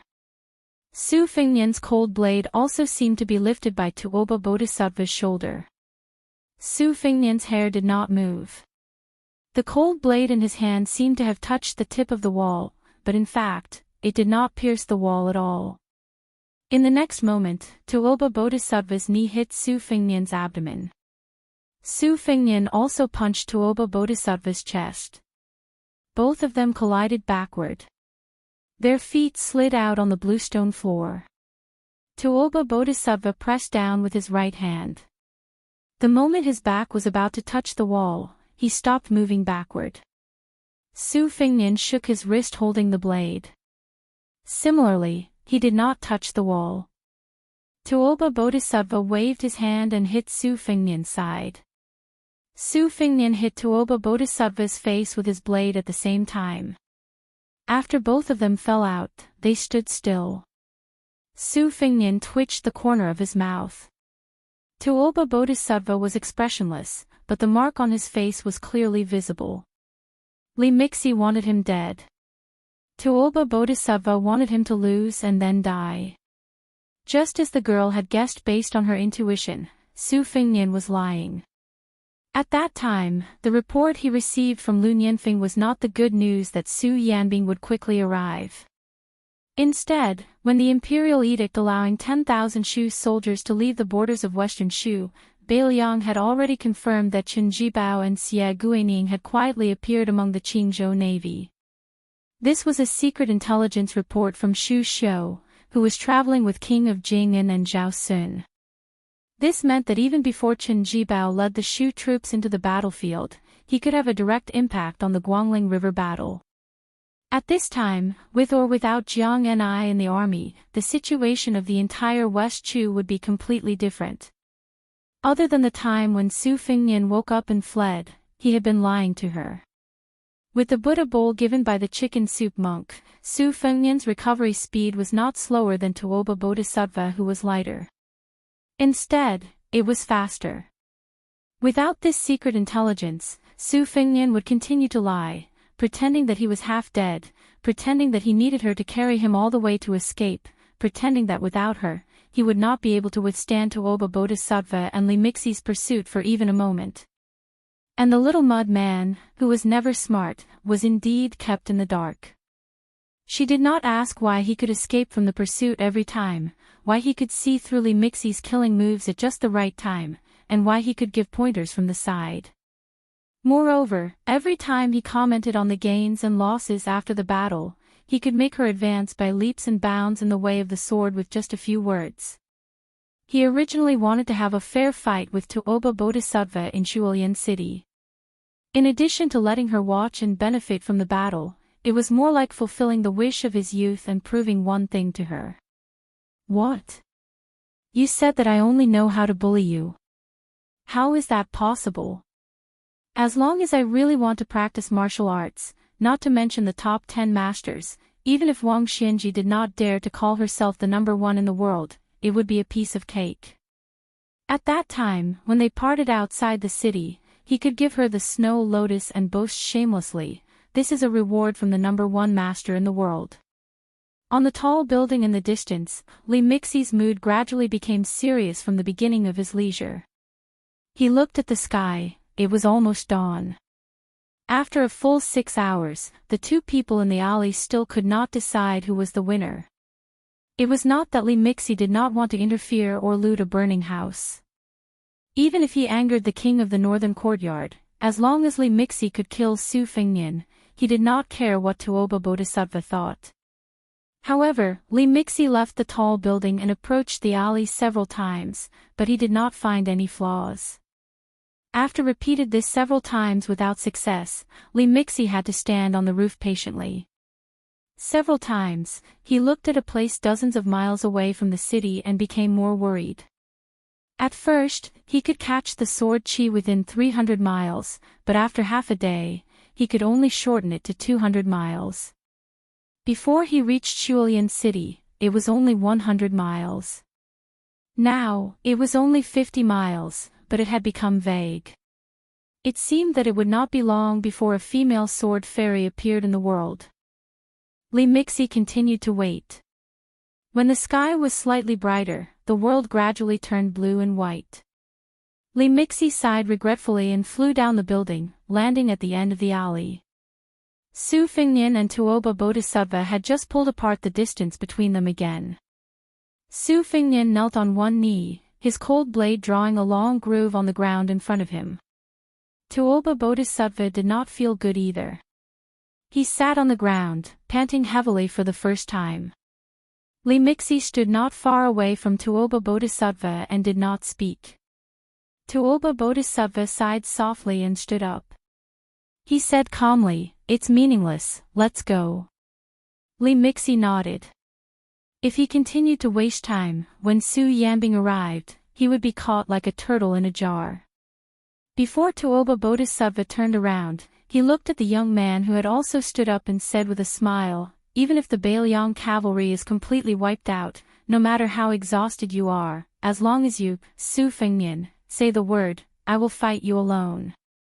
Su Fengnian stood with his blade in hand, silent. Chapter 1480. When Tuoba Bodhisattva and Li Mibi returned to the north, there was also a purple rainbow outside the city that headed east. After the battle, the cold blade in Su Fengnian's hand could not bear the burden and broke into two. He bent down to pick up the broken blade and put it back into the scabbard first. After traveling 30 miles north of Snow Lotus City, the two turned west. Li Mibi finally spoke and shook his head with a smile. The king of Beiliang is young, but he is very scheming. Tuoba Bodhisattva suddenly asked, "Sir, do you know why you did not fight to the death last night and only competed with him in the state of mind?" Li Mibi thought about it but still could not figure it out. Or rather, he was unwilling to believe the truth. Tuoba Bodhisattva smiled, using fate energy to transform into a cultivation base that has nothing to do with the state. Su Fengnian, who is in a treasure mountain, can squander it at any time. However, he still has a sense of propriety and only managed to ensure that he does not die. Su Fengnian's first strike in the alley was to tell me this fact, to tell us not to push him too far. If it was just a competition of qi, Su Fengnian would not have lost. Between you and me, one of us might have been left behind. It's just that he probably wants to leave more resources for his crumbling northern Liang. Li Mibi sighed. Fate energy, Beiliang's fate energy. Tuoba Bodhisattva said in a low voice, "I will not go to Liuzhou first. I will go back to the southern court with you to remind His Majesty and the imperial decree of peace." Li Mibi suddenly got angry and sneered, "You always say that Beimang's Jianghu is not a real Jianghu. Then Su Fengnian, who is second to none as a great guru in Liang, is not even cool in a fight. When has he ever done anything cool? Chao Chongqing, Gu Jiantang and the rest are the same. Only Dong Tai is worthy of his name." Tuoba Bodhisattva's expression did not change. He reached out to wipe the blood from his nose and said indifferently, "A pitiful person has his own detestable side, a laughable person has his own respectable side. Therefore, I hope that Su Fengnian will die in my hands and not under the hooves of the Sword Emperor of West Shu." In Snow Lotus City, a young man carrying a saber stood in front of a small shop that sold meat naan with a worried expression. The shopkeeper waited for a long time, but didn't see this fellow take out his money pouch. He rolled his eyes, and after a long time, he stopped paying attention to this poor bastard. "What's wrong? I'm a man, not one of those young and foolish girls or ferocious women. Do you think you can eat for free just because you look like a dog?" Just because he had a saber on his waist, he was considered a master of chivalry. Who are you trying to scare? Not long after, his wife and daughter, who came to the shop to help, glanced at the young man shyly, which gave the man a headache and a toothache. He wanted to give the young man the smallest meat naan so that he could get out of the shop, but his shameless wife had already given his daughter 2 pieces of meat naan with the most weight. Then his daughter shamelessly shook her waist and stood in front of the young bastard. She timidly handed the meat naan to him and said with a smile that she would not take his copper coins. The man fiercely turned his head away. Out of sight, out of mind. Madhav *Ker, I was much more handsome than you when I was young, okay? Just when the young man reached out to take the meat naan with a bright smile, an angry voice sounded beside him, "Do you have any shame?" Then she stared at the young girl, "How much is it?" The young girl was stunned and replied, "1 meat naan is 6 copper coins, 2 are 5 copper coins." She turned around with her back to the young man and carefully took out about 7 or 8 auspicious talismans from a beautiful money pouch. Most of them were small coins of 1 copper coin, and there were 2 of them with a discount of 2 copper coins. There weren't many big coins. Talismans issued during the auspicious talisman era were all new money, and they had nothing to do with the famous spring water from the previous dynasty. She muttered to herself, but in the end, she was really reluctant to hand over the 5 small coins of 1 copper coin, and she was also reluctant to take out the copper coin with a face value of 10 copper coins because she only had these 2 coins in her money pouch. They came in pairs, and it was not good to separate them. In the end, she could only frown and give the young girl 1 small coin of 1 copper coin and 2 coins with a discount of 2 copper coins. It was exactly 5 copper coins to buy 2 meat naans. The conflicted expression on her face was as if she was watching her daughter get married. The young girl and the woman in the shop didn't know whether to laugh or cry. It was only 5 copper coins, why was she so reluctant to part with them? The young man stopped her and said softly with a smile, okay, you don't need to spend money. Take it. The young man with a sword turned his head and looked into the distance. He waved his hand, and soon, a tall and sturdy man with a respectful expression ran over. The young man asked, "Do you have any silver coins?" The man was also one of the top experts in Snow Lotus City, but he still nodded his head in fear when facing this young man. He took out all the silver coins he had on him, and he was so respectful that he even wanted to give up his life. The young man only asked for 1 silver coin and gave it to the young girl. He took the meat naan and said with a smile, "Keep the change." The young girl, whose heart was swayed by the smile, said sweetly, "Thank you, young master." The young girl beside him turned her head and put the copper coins back. Her lips moved slightly, and her face was full of disdain. Judging from the shape of her lips, she should be saying the words, "Thank you, young master."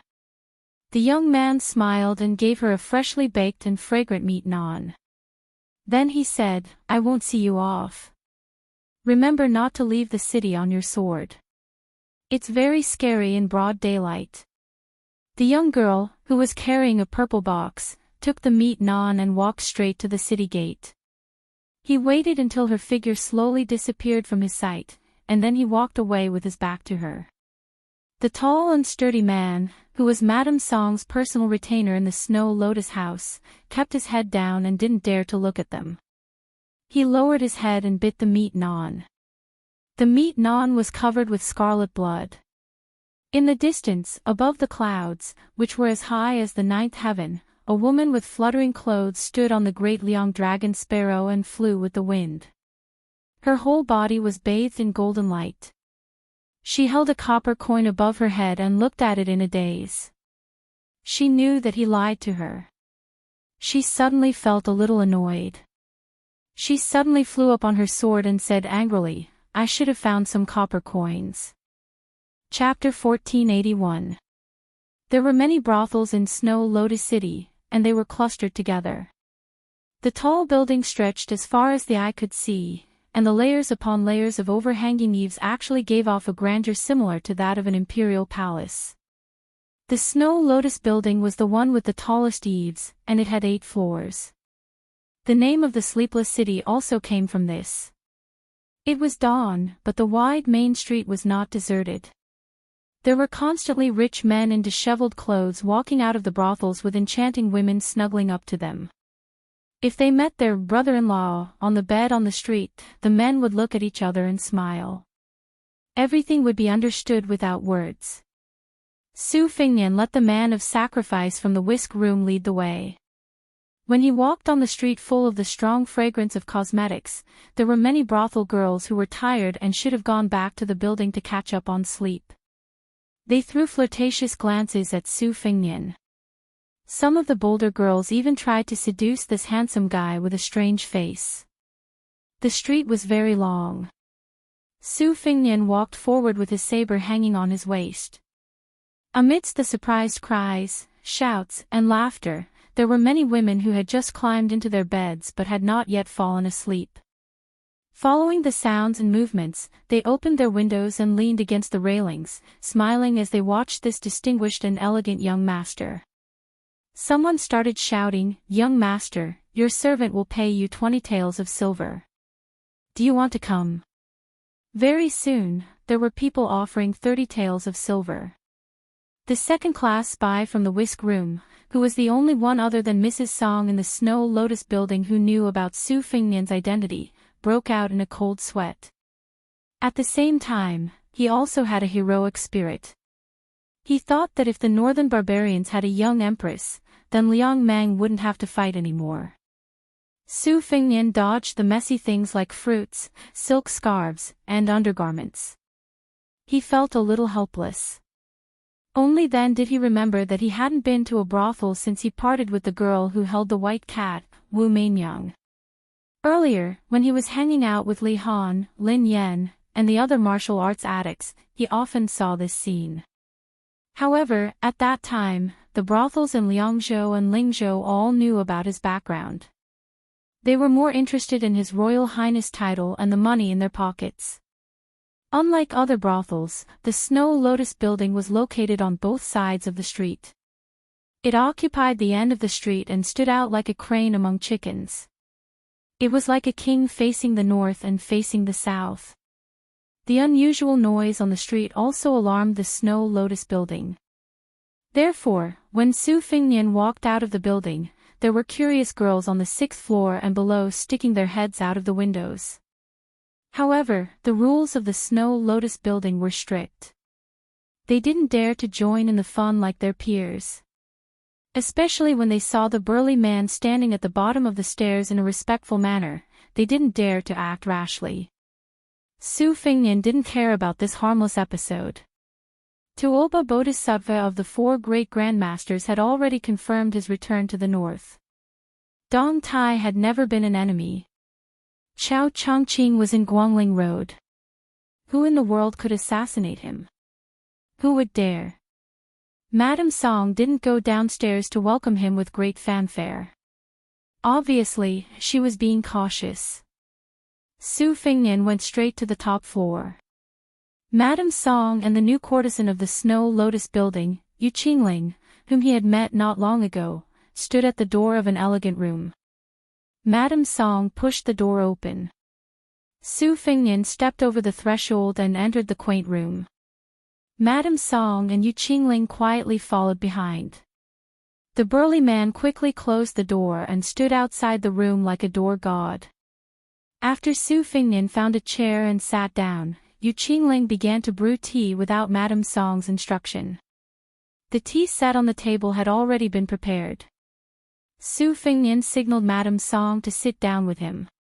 She gently asked if he wanted to eat breakfast. Su Fingnian shook his head and asked, "Have you settled Xiaomu and the 2 children?" Madame Song reported, "Everything has been settled. According to the order, the forces in the Snow Lotus building have begun to operate. They will be able to seize the Snow Lotus in Lu Huaishi's residence by tonight at the latest." Yu Qingling's smooth movements of brewing tea suddenly became sluggish. Madame Song's expression didn't change, but her eyes narrowed in an instant.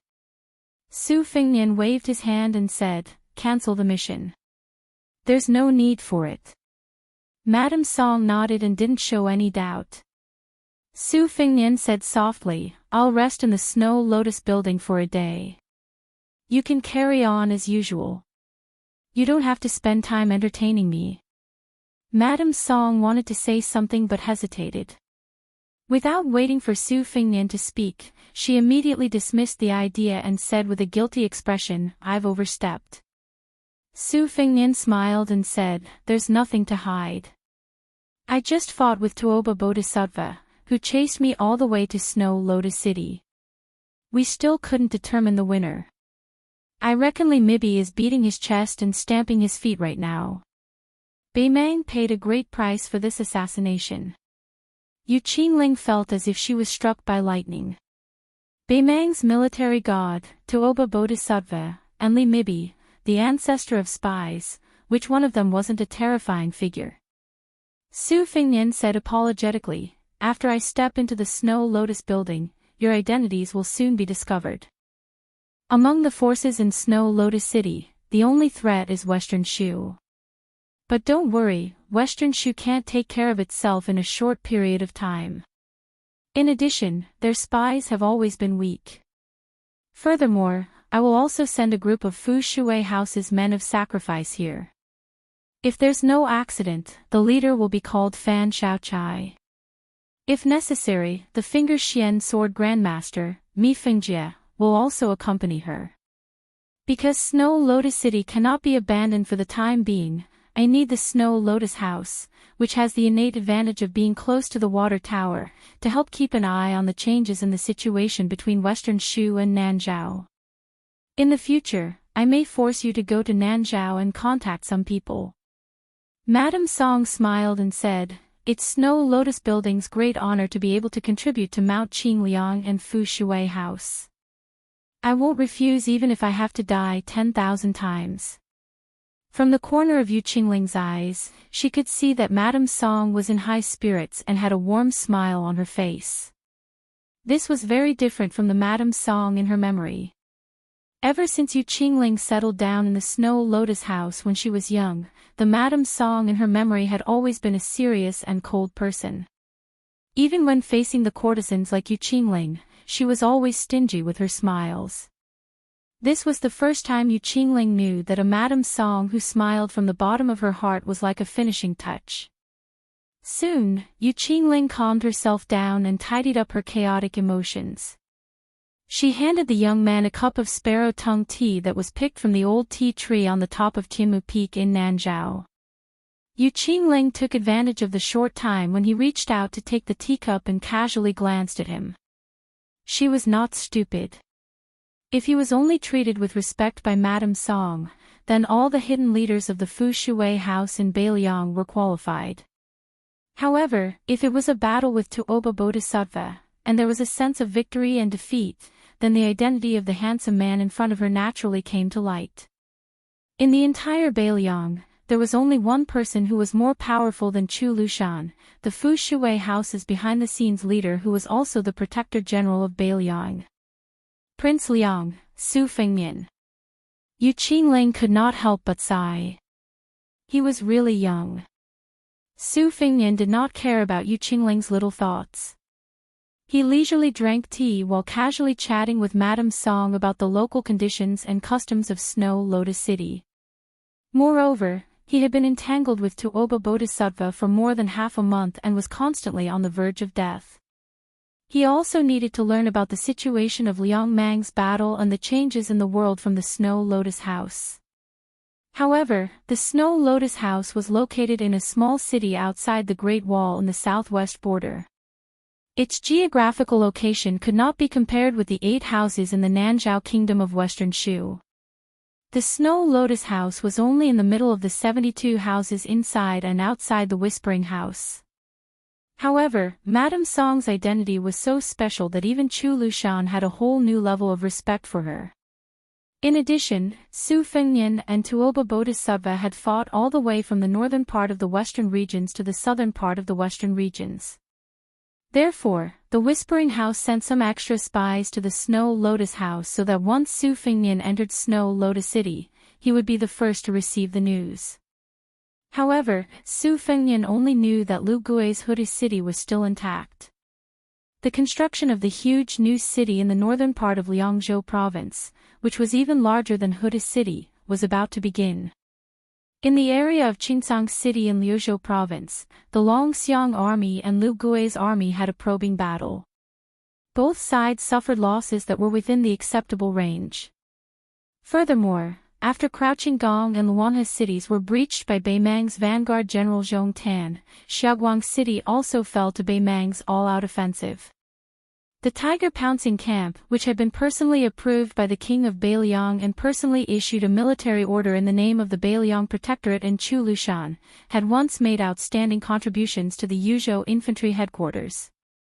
From the main general, Sun Shu, to the 23 captains and 47 deputy captains, to all the soldiers, the 2,726 people in the camp had all died in battle. Yu Qingling didn't know why, but when she heard these concise words from Madame Song's mouth, she felt as if she could hear the sounds of battle drums, battle cries, smoke, corpses, faces covered in blood, and unsheathed Beiliang sabers. She didn't know when, but when tears streamed down her face, she saw the young vassal king leaning back in his chair and drinking tea. His face was expressionless and indifferent. Yu Qingling, this lowly chess piece of the Fu Shui chamber who had worked so hard to become a second-class concubine, suddenly couldn't help but feel angry. She suddenly felt a surge of courage. She stared straight at this young man who could, at times, openly wear a python robe. Her eyes were filled with doubt and resentment. The soldiers at the border were sacrificing their lives for you, for your Su family. Could it be that you couldn't show a bit of grief? Could it be that just because they were one of the 300,000 cavalrymen of Bailiang, they had to die as if it was right and proper? They couldn't even be bothered to make you frown.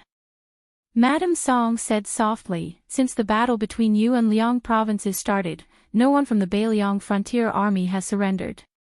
Su Fingnian nodded and said, before Beimang's army enters the border, even if some of us are willing to surrender, Beimang won't accept it.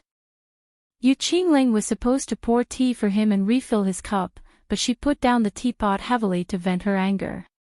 Then she smiled bitterly.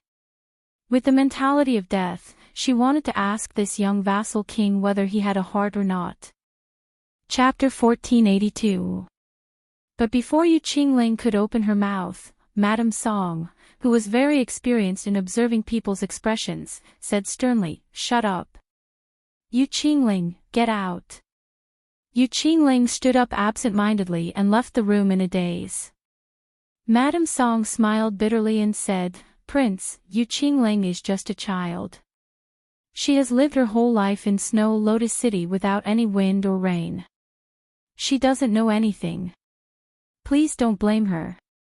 Su Fingnian bent down and picked up the teapot.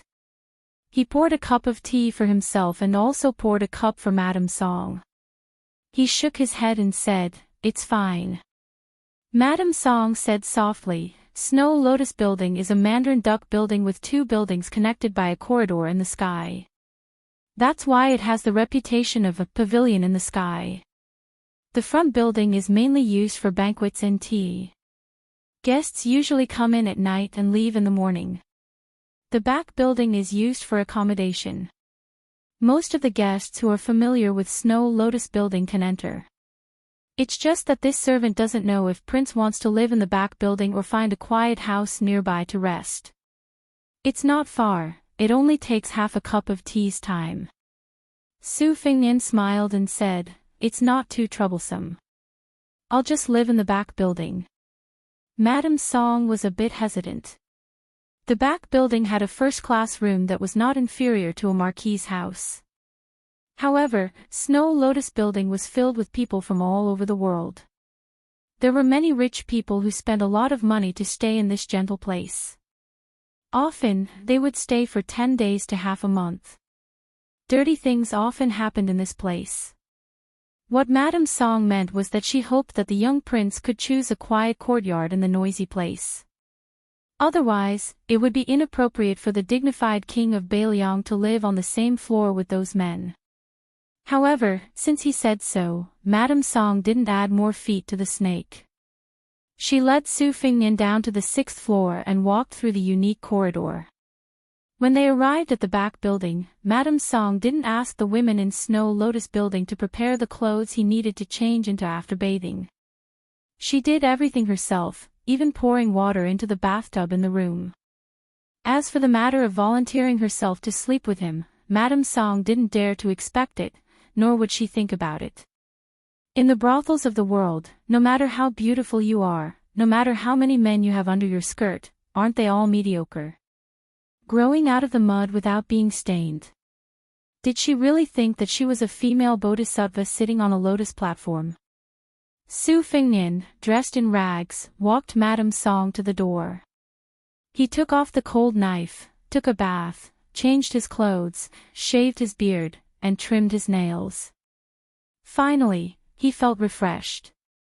And then he sat down in front of the table. His mind stirred slightly. The remnants of the flying swords that Dong Tai gave him years ago flew out of his sleeve and floated about a foot away from the table. Black armor, childhood sweetheart, morning dew, spring water, peach blossom, moth may, vermilion bird, huang tong swan, golden thread tai yi. At first, there were a total of 12 flying swords, each containing 12 different sword forms. The sword forms were already clear in his heart, but after several great battles, there were only 4 flying swords left. Childhood sweetheart, huang tong swan. People often say that things remain the same, but people change. However, on Su Fingnian's side, it was people who relied on old things that gradually disappeared. Su Fingnian did not put away the 4 flying swords that depended on each other. He let them rest quietly on the table, closed his eyes, and began to breathe. The reason why Taoists were proficient in the art of breathing and advocated returning to simplicity was because there was a saying that when a newborn baby fell to the ground, it would spit out the turbid qi from his previous life. Young children often cried because they did not hide the turbid qi in their abdomen. They did not know the art of breathing and nourishing their body, but their jinqi naturally existed for a long time. Therefore, it fit the word naive. When a person grew up, although he learned to endure things silently and liked to praise someone's maturity by not showing his joy, in the eyes of Taoists, it was contrary to his nature. Su Fengnian was half asleep and half awake. He was in a trance. He breathed in and out, and his mind was retracted and released. At this moment, he could hear many movements inside and outside the Snow Lotus Tower. The next moment, it was as if the world was completely silent. Su Fengnian thought of the blind old soldier, Su Yongguan, from the fish drum camp, who sent him off 600 times on his way to the capital post. He thought of the Yuzhou cavalry who fought from Ji Bay to the mouth of the calabash. He thought of many people and many things. After an unknown period of time, Su Fengnian was awakened by the sound of light footsteps outside the door. He suddenly realized that the lanterns outside the window were already lit. Su Fengnian put away his flying sword and walked to the window, lost in thought. After this battle, Su Fengnian was confident that it would not take long before he could fight Tuoba Bodhisattva to a draw. He would also be able to compete with Dong Tai, who had the strongest killing power among the 4 grandmasters. As for Chao Chongqing, who was considered to be the most famous among the 4 grandmasters, but was only considered to be the last among the 4 grandmasters. After all, Tuoba Bodhisattva was publicly recognized as the number 2 who would only lose to Wang Xianji. Dong Tai had also improved after Li Chungang lent him his sword and went to the sea to visit the Immortals. Su Fengnian used the momentum of defeating Wang Xianji in one move, and his reputation in Jianghu was like the sun in the sky. Only Chao Chongqing had not fought with a grandmaster of the same cultivation level for many years. Even though he appeared briefly with Ginger in Great Peace City, he did not fight. He only fought with Gu Jianteng, Lu Hao, and the others. There was no real life and death battle. Therefore, compared to Su Fengnian, Dong Tai, and Tuoba Bodhisattva, it was inevitable that he would be looked down upon. However, Su Fengnian was well aware that after Confucian sage Chao Chongqing changed his mind, not only was his cultivation base the highest among the 4, he was also the one with the strongest battle prowess. At this time, Chao Chongqing might not be inferior to himself when his celestial being physique was at its peak. Outside the room, Madame Song brought along the elite men of sacrifice of the whisk chamber whose names Su Fengnian still didn't know. She gently knocked on the door. After getting permission, Madame Song pushed the door open and said, "Lu Huaishi came to visit Snow Lotus House alone. I didn't dare to make a decision on my own, so I had to disturb Prince's rest." Su Fengnian smiled and said, "Let's go and meet him together. I'm also very curious about this legendary figure who ruled over a region. Madame Song, when the time comes, just tell him that I'm the new guard of Snow Lotus House."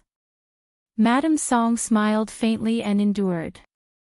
Su Fengnian joked, indeed. Even if Snow Lotus House is rich and overbearing, it doesn't seem like they can afford to hire a hired thug like me." The 3 of them walked together in the corridor that was covered with Western Shu's gorgeous silk. After turning a corner, they passed by a room. Coincidentally, a guest opened the door and a group of people filed out. There were 4 men and 1 woman. The woman wore a purple dress with a purple scabbard and a delicate purple bamboo flute hanging from her waist. The woman was beautiful, but her face was cold and distant. The other 3 young men had different styles. The leader had a lively personality and a delicate face. He jumped out of the door with his hands crossed behind his back. He was talking to a tall man with sword-like eyebrows with a smile. The other person had the demeanor of a noble family. He had a jade-like face and was dressed luxuriously. He was whispering to an old man with graying temples who carried a sword on his back. The two groups of people bumped into each other. In fact, each side took a step back and brushed past each other lightly. However, the men of sacrifice who led the way for Su Fengnian and Madame Song did not intend to stop. As for the young master, who went out first, he was probably used to being spoiled by the elders at home, so he did not have a good temper. He blocked the way in the middle of the corridor, shook his shoulders, and squinted his eyes and laughed. Madame Song frowned slightly. Su Fengnian shook his head without batting an eyelid. Madame Song understood tacitly and said to the top master of Snow Lotus House who wanted to barge through, "Meng Li, forget it." Chapter 1483. Hearing Meng Li's name, only the old man with the sword on his back twitched his eyelids. Other than him who was experienced in Jianghu, it was the first time for the others to enter Snow Lotus City. Although the juniors around him were not unscrupulous disciples who did not know the immensity of heaven and earth, the purple-clothed woman and the pair of siblings were from sects and clans that were outstanding in the southwest province. As for the tall young man with no foundation, he was also a rare rising star. They looked down on this small border city from the bottom of their hearts. However, the old man had heard of Meng Li before. He rarely fought in Snow Lotus City, but it was said that he had a death battle with a few experts under Lu Huaishi. Most of the latter disappeared from Jianghu, and Lu Huaishi was recognized as a second-level master. Since Meng Li was still alive, it meant that either the Snow Lotus House was not to be trifled with, or Meng Li had the ability to challenge Lu Huaishi. The old man believed that he had reached a higher level in Jianghu, so even if he was not afraid of Meng Li, he still had to be cautious when facing such a local tyrant. It was better to avoid trouble. Just as the old man was about to take a step back to avoid trouble, the young woman who was dressed as a man clicked her tongue and said, "Forget it." What a big tone. Who are you? If you don't forget it, what else do you want? The purple-clothed woman, who had arrived at Snow Lotus City earlier than her companions, sighed softly. She then said to the disciple of a noble family who looked somewhat similar to the young girl, "That woman is the head mistress of the Snow Lotus House." The young man nodded. He was born in a prestigious family and did not have any intention of causing trouble. He smiled at the arrogant girl and said, "Damn girl, come back." The young woman was unwilling, but she was no longer aggressive. However, someone quickly added fuel to the fire. The eyes of the tall young man, who exuded an aura of savagery, burned with passion as he stared fixedly at Madame Song, whose skin was still as charming as that of a young girl's. "You're Madame Song from Snow Lotus City, the woman who even the deputy general of Yi province in the western Shu Empire couldn't win over?" He grinned, revealing his white teeth. "Mrs. Song, my name is Zhang Wuho. I'm the guy who peed in front of the Zhao family's mansion. I've admired you for a long time." Mrs. Song didn't get angry because of the young man's frivolous words. She smiled and said, "I know." The young girl was clearly very dissatisfied with the man beside her who was fickle-minded. She coldly snorted and looked at Madame Song with even more provocation. "Zhang Wuho, what are you admiring? She's old enough to be your mother." Marquis Zhang Wuho, whose name had shaken the southwest of Liang because of his unbridled behavior, smiled and said, "This little girl doesn't understand Madame Song's kindness." The old man with the sword on his back was deeply worried. That elegant young man was also helpless. However, it would be a big joke to say that he was afraid of offending the entire Snow Lotus City. Su Fengnian didn't expect these people to be so bold. He didn't want them to continue insulting Madame Song, so he smiled and said, "When you're outside, you should speak properly. At the very least, you should speak human language." Then, Su Fengnian turned to look at Madame Song.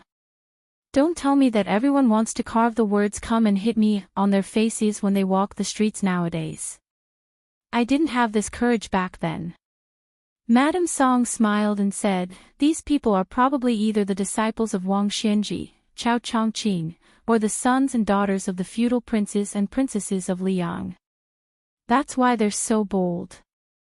Su Fengnian laughed and said, "Even if that's the case, it still doesn't make sense." Madame Song, who seemed to be speaking in riddles with Su Fengnian, nodded and deliberately said with a look of realization, "Oh right, it still doesn't make sense." The young girl was furious and said angrily, "Shameless adulterers. Don't even think about leaving here today. I don't care if you're Madame Song or not. You're still a prostitute, and an old one at that." Madame Song was completely indifferent. She had used a short span of 12 years to turn the Snow Lotus House into the largest brothel in the southern part of the western regions. Even Lu Huaishi had no choice but to tolerate this thorn in his side.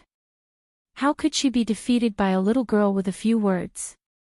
If it weren't for the king of Beiliang by her side, she would have been able to easily leave a psychological shadow in the young girl's heart for the rest of her life.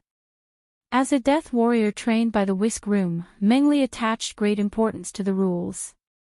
As long as Madame Song didn't say anything, he wouldn't do anything even if he had a strong killing intent. However, a sinister smile had already appeared on his face. Su Fengnian smiled and said, "That's enough." The young girl sneered and said, "You're just a pretty boy raised by an old woman. Who do you think you are?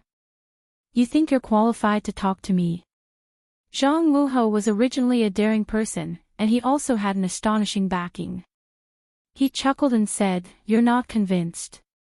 Why don't we spar? If you win, we'll make way. If you lose, Madame Song will be mine. How about it?" Su Fengnian smiled and said, "Spar." "Sure." After saying that, he slowly walked forward. Meng Li quickly took the initiative to retreat and make room. His eyes were blazing with madness, and even his hands and feet couldn't help but tremble. He was one of the 4 Grand Masters of the world. How many people could see the 4 of them in action? In the blink of an eye, the young girl didn't even notice anything strange. Then, a deafening sound came from behind her. She then discovered that Zhang Wuhou had turned into that passable-looking young man who had the most repulsive smile. It turned out that Zhang Wuhou had been pushed out by Su Fengnian's palm on his forehead. He crashed through the wall, passed through the room, and broke through the wall again. Just like that, he fell out of the 8th floor of the Snow Lotus Tower. Among the group, the old man with the sword on his back had the highest cultivation. However, he didn't see how this young man with an ordinary aura attacked. The old man instinctively reached out to pull out his sword. Su Fengnian only stood beside the young girl and looked at the 2 eye-catching holes. He waited patiently for a long time before turning his head and looking at the shocked Grand Master of the Southwest. He asked with a smile, "What's wrong? You can't even pull out your sword." At this time, everyone discovered that the Grand Master of the Sword, who was unreachable in their hearts, had reached out to grab the hilt of the sword on his back. The sword, which weighed no more than a few kilograms, seemed to be as heavy as a mountain. No matter how hard they tried, they couldn't move it in the slightest. This scene was too ridiculous and comical. This accidental disturbance seemed to be an ordinary quarrel, but in reality, everyone in the group had their own schemes. Not to mention the pitiful person who had already fallen out of the Snow Lotus Tower, the girl in purple wanted to borrow the power of the Southwest Jianghu to make a name for herself. For a heroine to walk the Jianghu, winning the title of a fairy was only the first step. She still needed a variety of methods to manage it. She needed to climb up to a towering tree so that she could intimidate others. She needed to be on good terms with the seniors, carefully win over young masters who had money and family background, and so on. On the road of Western Shu, the awe-inspiring son of an aristocratic family had sharp eyes. He had seen the old-style cold saber on Su Fengnian's waist. His family had suffered a lot at the hands of the Su family, so they wanted to skin the Beiliang Su family alive. As for the dandy sons of Western Shu who liked to wear cold sabers, he had personally killed and crippled many of them over the years due to his anger. Now that he had met such a person in Snow Lotus City, other than disliking him, he wanted to test the waters.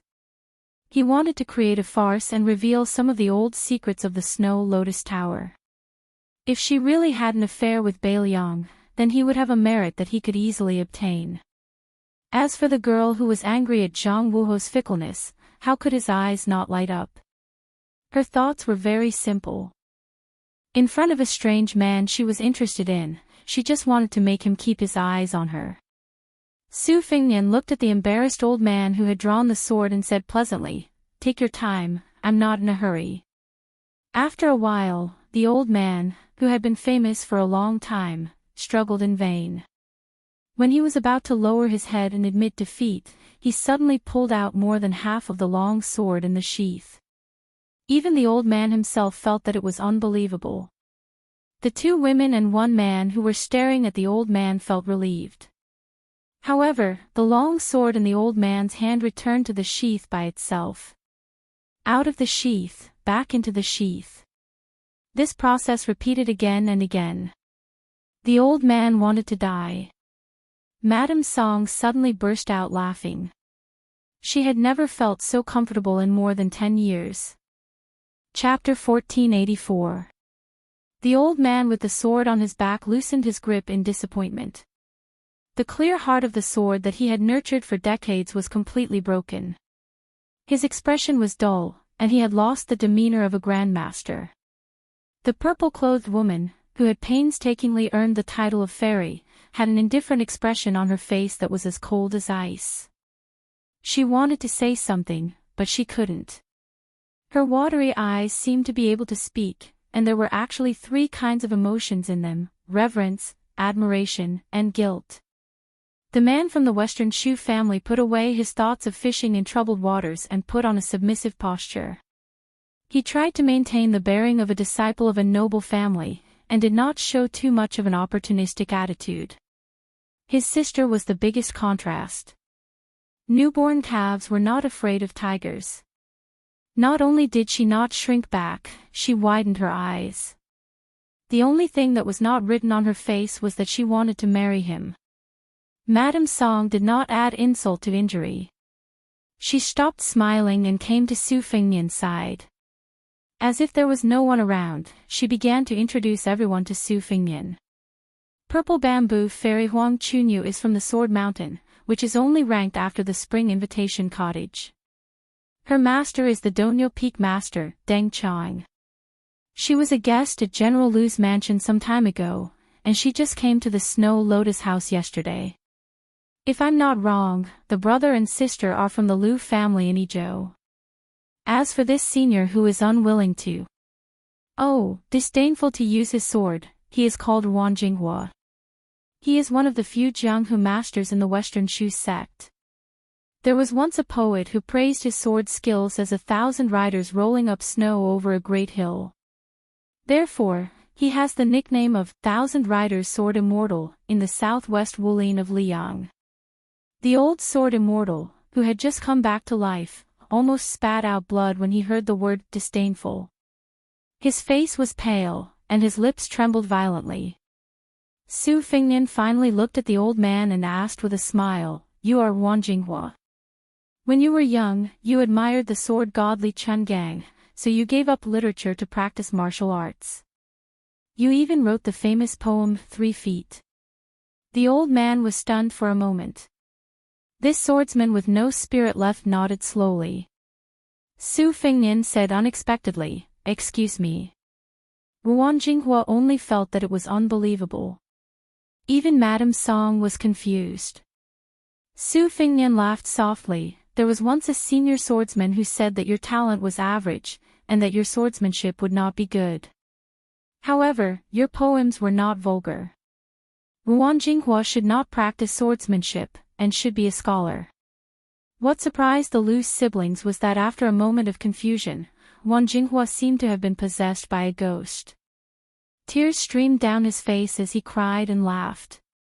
He was like a slow-witted child who had been taught a lesson in private school every day and was suddenly praised by a strict teacher one day. At the same time, he was like a poor scholar who had spent his entire life in dire straits. Suddenly, one day, he felt that he could die at night after hearing about the Tao. Huang Chunyu, who was imitating the Wulin Alliance leader Huishan Shenyuan, who was wearing a purple robe, discovered that the three of them were already far away. Ruan Jinghuo was still intoxicated. For a long time he was unable to extricate himself. He raised his head and muttered to himself, "Without a case, without a scabbard, the dark room's night is always bright." A 3-foot wooden horse and ox could break all the soldiers in the world. I want to know that the sky is about to rain, and the dragon cries out. Walking in the world with a sword, 100 ghosts travel in the night. Flying over the Guangling River, 800 dragons are frightened. People do not know what they want, but the man in green robe laughs. If the heavens did not give birth to me, Li Chun Gang, the way of the sword would be like a long night. On the way to Lu Huaishi's room, Madame Song explained, according to the spies, the wanderer called Zhang Wuho has secretly joined the new Yi province general. The main figures of the Yi province's Lu clan and the elite guards of the Sword Mountain were also honored guests of the Yi province's provincial governor's mansion. Furthermore, with Huang Chunyu's foreshadowing, it seemed like the purpose of their trip to Snow Lotus City was to win over Lu Huaishi. "Prince, do we need to keep these people in the Snow Lotus Pavilion?" Su Fengnian shook his head and said, "There is no need to completely fall out with the Western Shu Dao for now. After all, the Snow Lotus Pavilion is too far away from Beiliang, and Fan Shaochai has not arrived yet. Once we encounter a situation where we will fight to the death, it will be difficult to quench our thirst. Collecting spies is the most important task of the Snow Lotus Pavilion. It has been in the past and will be in the future. The general trend of the northwest and southwest, and the decline of Beiliang and the rise of the other side, depends on the hundreds of thousands of cavalry and spears. As for the Snow Lotus Pavilion and the Whispering Room, if one less person dies and one more spies are sent out, they may be able to change the situation of the war and influence the whole world." Madame Song said softly, "My vision is too narrow." Su Fengnian stopped and looked at Madame Song. He said helplessly, "Madame Song, my mother and Aunt Zhao are old friends. Aren't you afraid that I will feel uneasy when you call me your servant?" Madame Song's eyelids drooped slightly. She reached out to stroke the hair on her forehead and did not say anything. In the room, Yu Qingling was brewing tea. It was not ready yet, so Lu Huaishi was patiently waiting for the tea. When Madame Song and the unfamiliar young man walked into the room, Yu Qingling was just about to brew the tea. Lu Huaishi sighed and said, "Madame Song, you came at the right time." Madame Song sat down and Su Fengnian stood behind her, respectfully. Lu Huaishi smiled and asked, "May I ask who this young master is?" Madame Song's lips curled up for a moment. She said softly, "Young Master Su is Meng Li's junior martial brother. His skills are excellent." The majestic Lu Huaishi waved his hand and laughed, "If that's the case, why don't we sit down and drink some tea together? I respect scholars all my life, but the ones that are to my liking are the Jianghu men with hard fists and hard bones. Unfortunately, I am the guest today and Madame Song is the host. Since the Snow Lotus Pavilion only provides tea, I can only drink it obediently. Just based on Madame Song's praise of my skills, when young master visits my humble abode in the future, we must drink to our heart's content." Lu Huaishi did not care about trifles. He had an indescribable charm that made it easy for people to have a good impression of him. He was an ambitious person in the western regions in his prime. His boldness did not make people feel as if they were looking down on him. The parents and officials who ruled over a region loved the people as if they were their own children. The generals and soldiers shared weal and woe with each other, and the nobles treated the wise with respect. Although it was rare, the sharp-minded people could still more or less feel the alienation brought about by the difference in status. The Lu family's disciples were gentle, kind, and thrifty. However, when Lu Huaishi spoke to someone, his eyes would look at the other person. He was sincere and free. Every word that came out of his mouth seemed to come from the bottom of his heart. When he saw Su Fingnian sitting down, the smile on Lu Huaishi's face deepened. He then bargained with Madame Song. Madame Song, young Master Su is a straightforward person. Even if you don't want to give me face, can you give face to young Master Su and ask Miss Yu to bring 2 pots of good wine for him? A dog butcher's big bowl of wine and big chunks of meat. You're a nobleman in the human world. Yu Qingling revealed an inquisitive look. Madame Song nodded. The former swayed her body and slowly left. Lu Huaishi patted his stomach and smiled. Madame Song, I don't have many tricks up my sleeve. If there's something I want to say, let's get straight to the point. As for whether we'll fight or kill, and whether we can drink young Master Yu's wine, it'll all depend on the will of the heavens. Of course, I'm not lacking in sincerity. Otherwise, I wouldn't be sitting here alone and drinking tea. Yes, of course, there are 200 of my brothers outside the Snow Lotus restaurant. I didn't want to be sneaky. They're all out in the open. Anyone can see them. After all, I'm only a second-grade master. I don't have the ability to overturn your Snow Lotus restaurant. Not to mention other things, at least I can't bear to let the women in your mansion become widows. Madame Song laughed it off. Lu Huaishi raised his cup and drank the tea in it. He continued, not to mention Madame Song, anyone with a brain in Snow Lotus City can guess my ambition. General Lu's mansion, of course I want to be a real general. As long as someone can give me the title of general recognized by the imperial court, I'll be a true local emperor. As for whether it's Bei Mang, Li Yang, the Beiliang behind Madame Song, the white-clothed war Saint Chen Jibao of Western Shu, or the King of Yen from Nanjiang, it doesn't matter. If someone can give me the right price, I'm willing to use the wealth I've accumulated over the past 20 years to bring a few thousand of my brothers to the battlefield. Madame Song smiled and said, once you're in the territory of another family, aren't you afraid of being bullied by others? A few thousand people are enough to dominate Snow Lotus City. As long as you leave your hometown and join the army, even if you're in the Western Shu Path, which has the least number of soldiers, I'm afraid you won't be able to speak as loudly as you do now.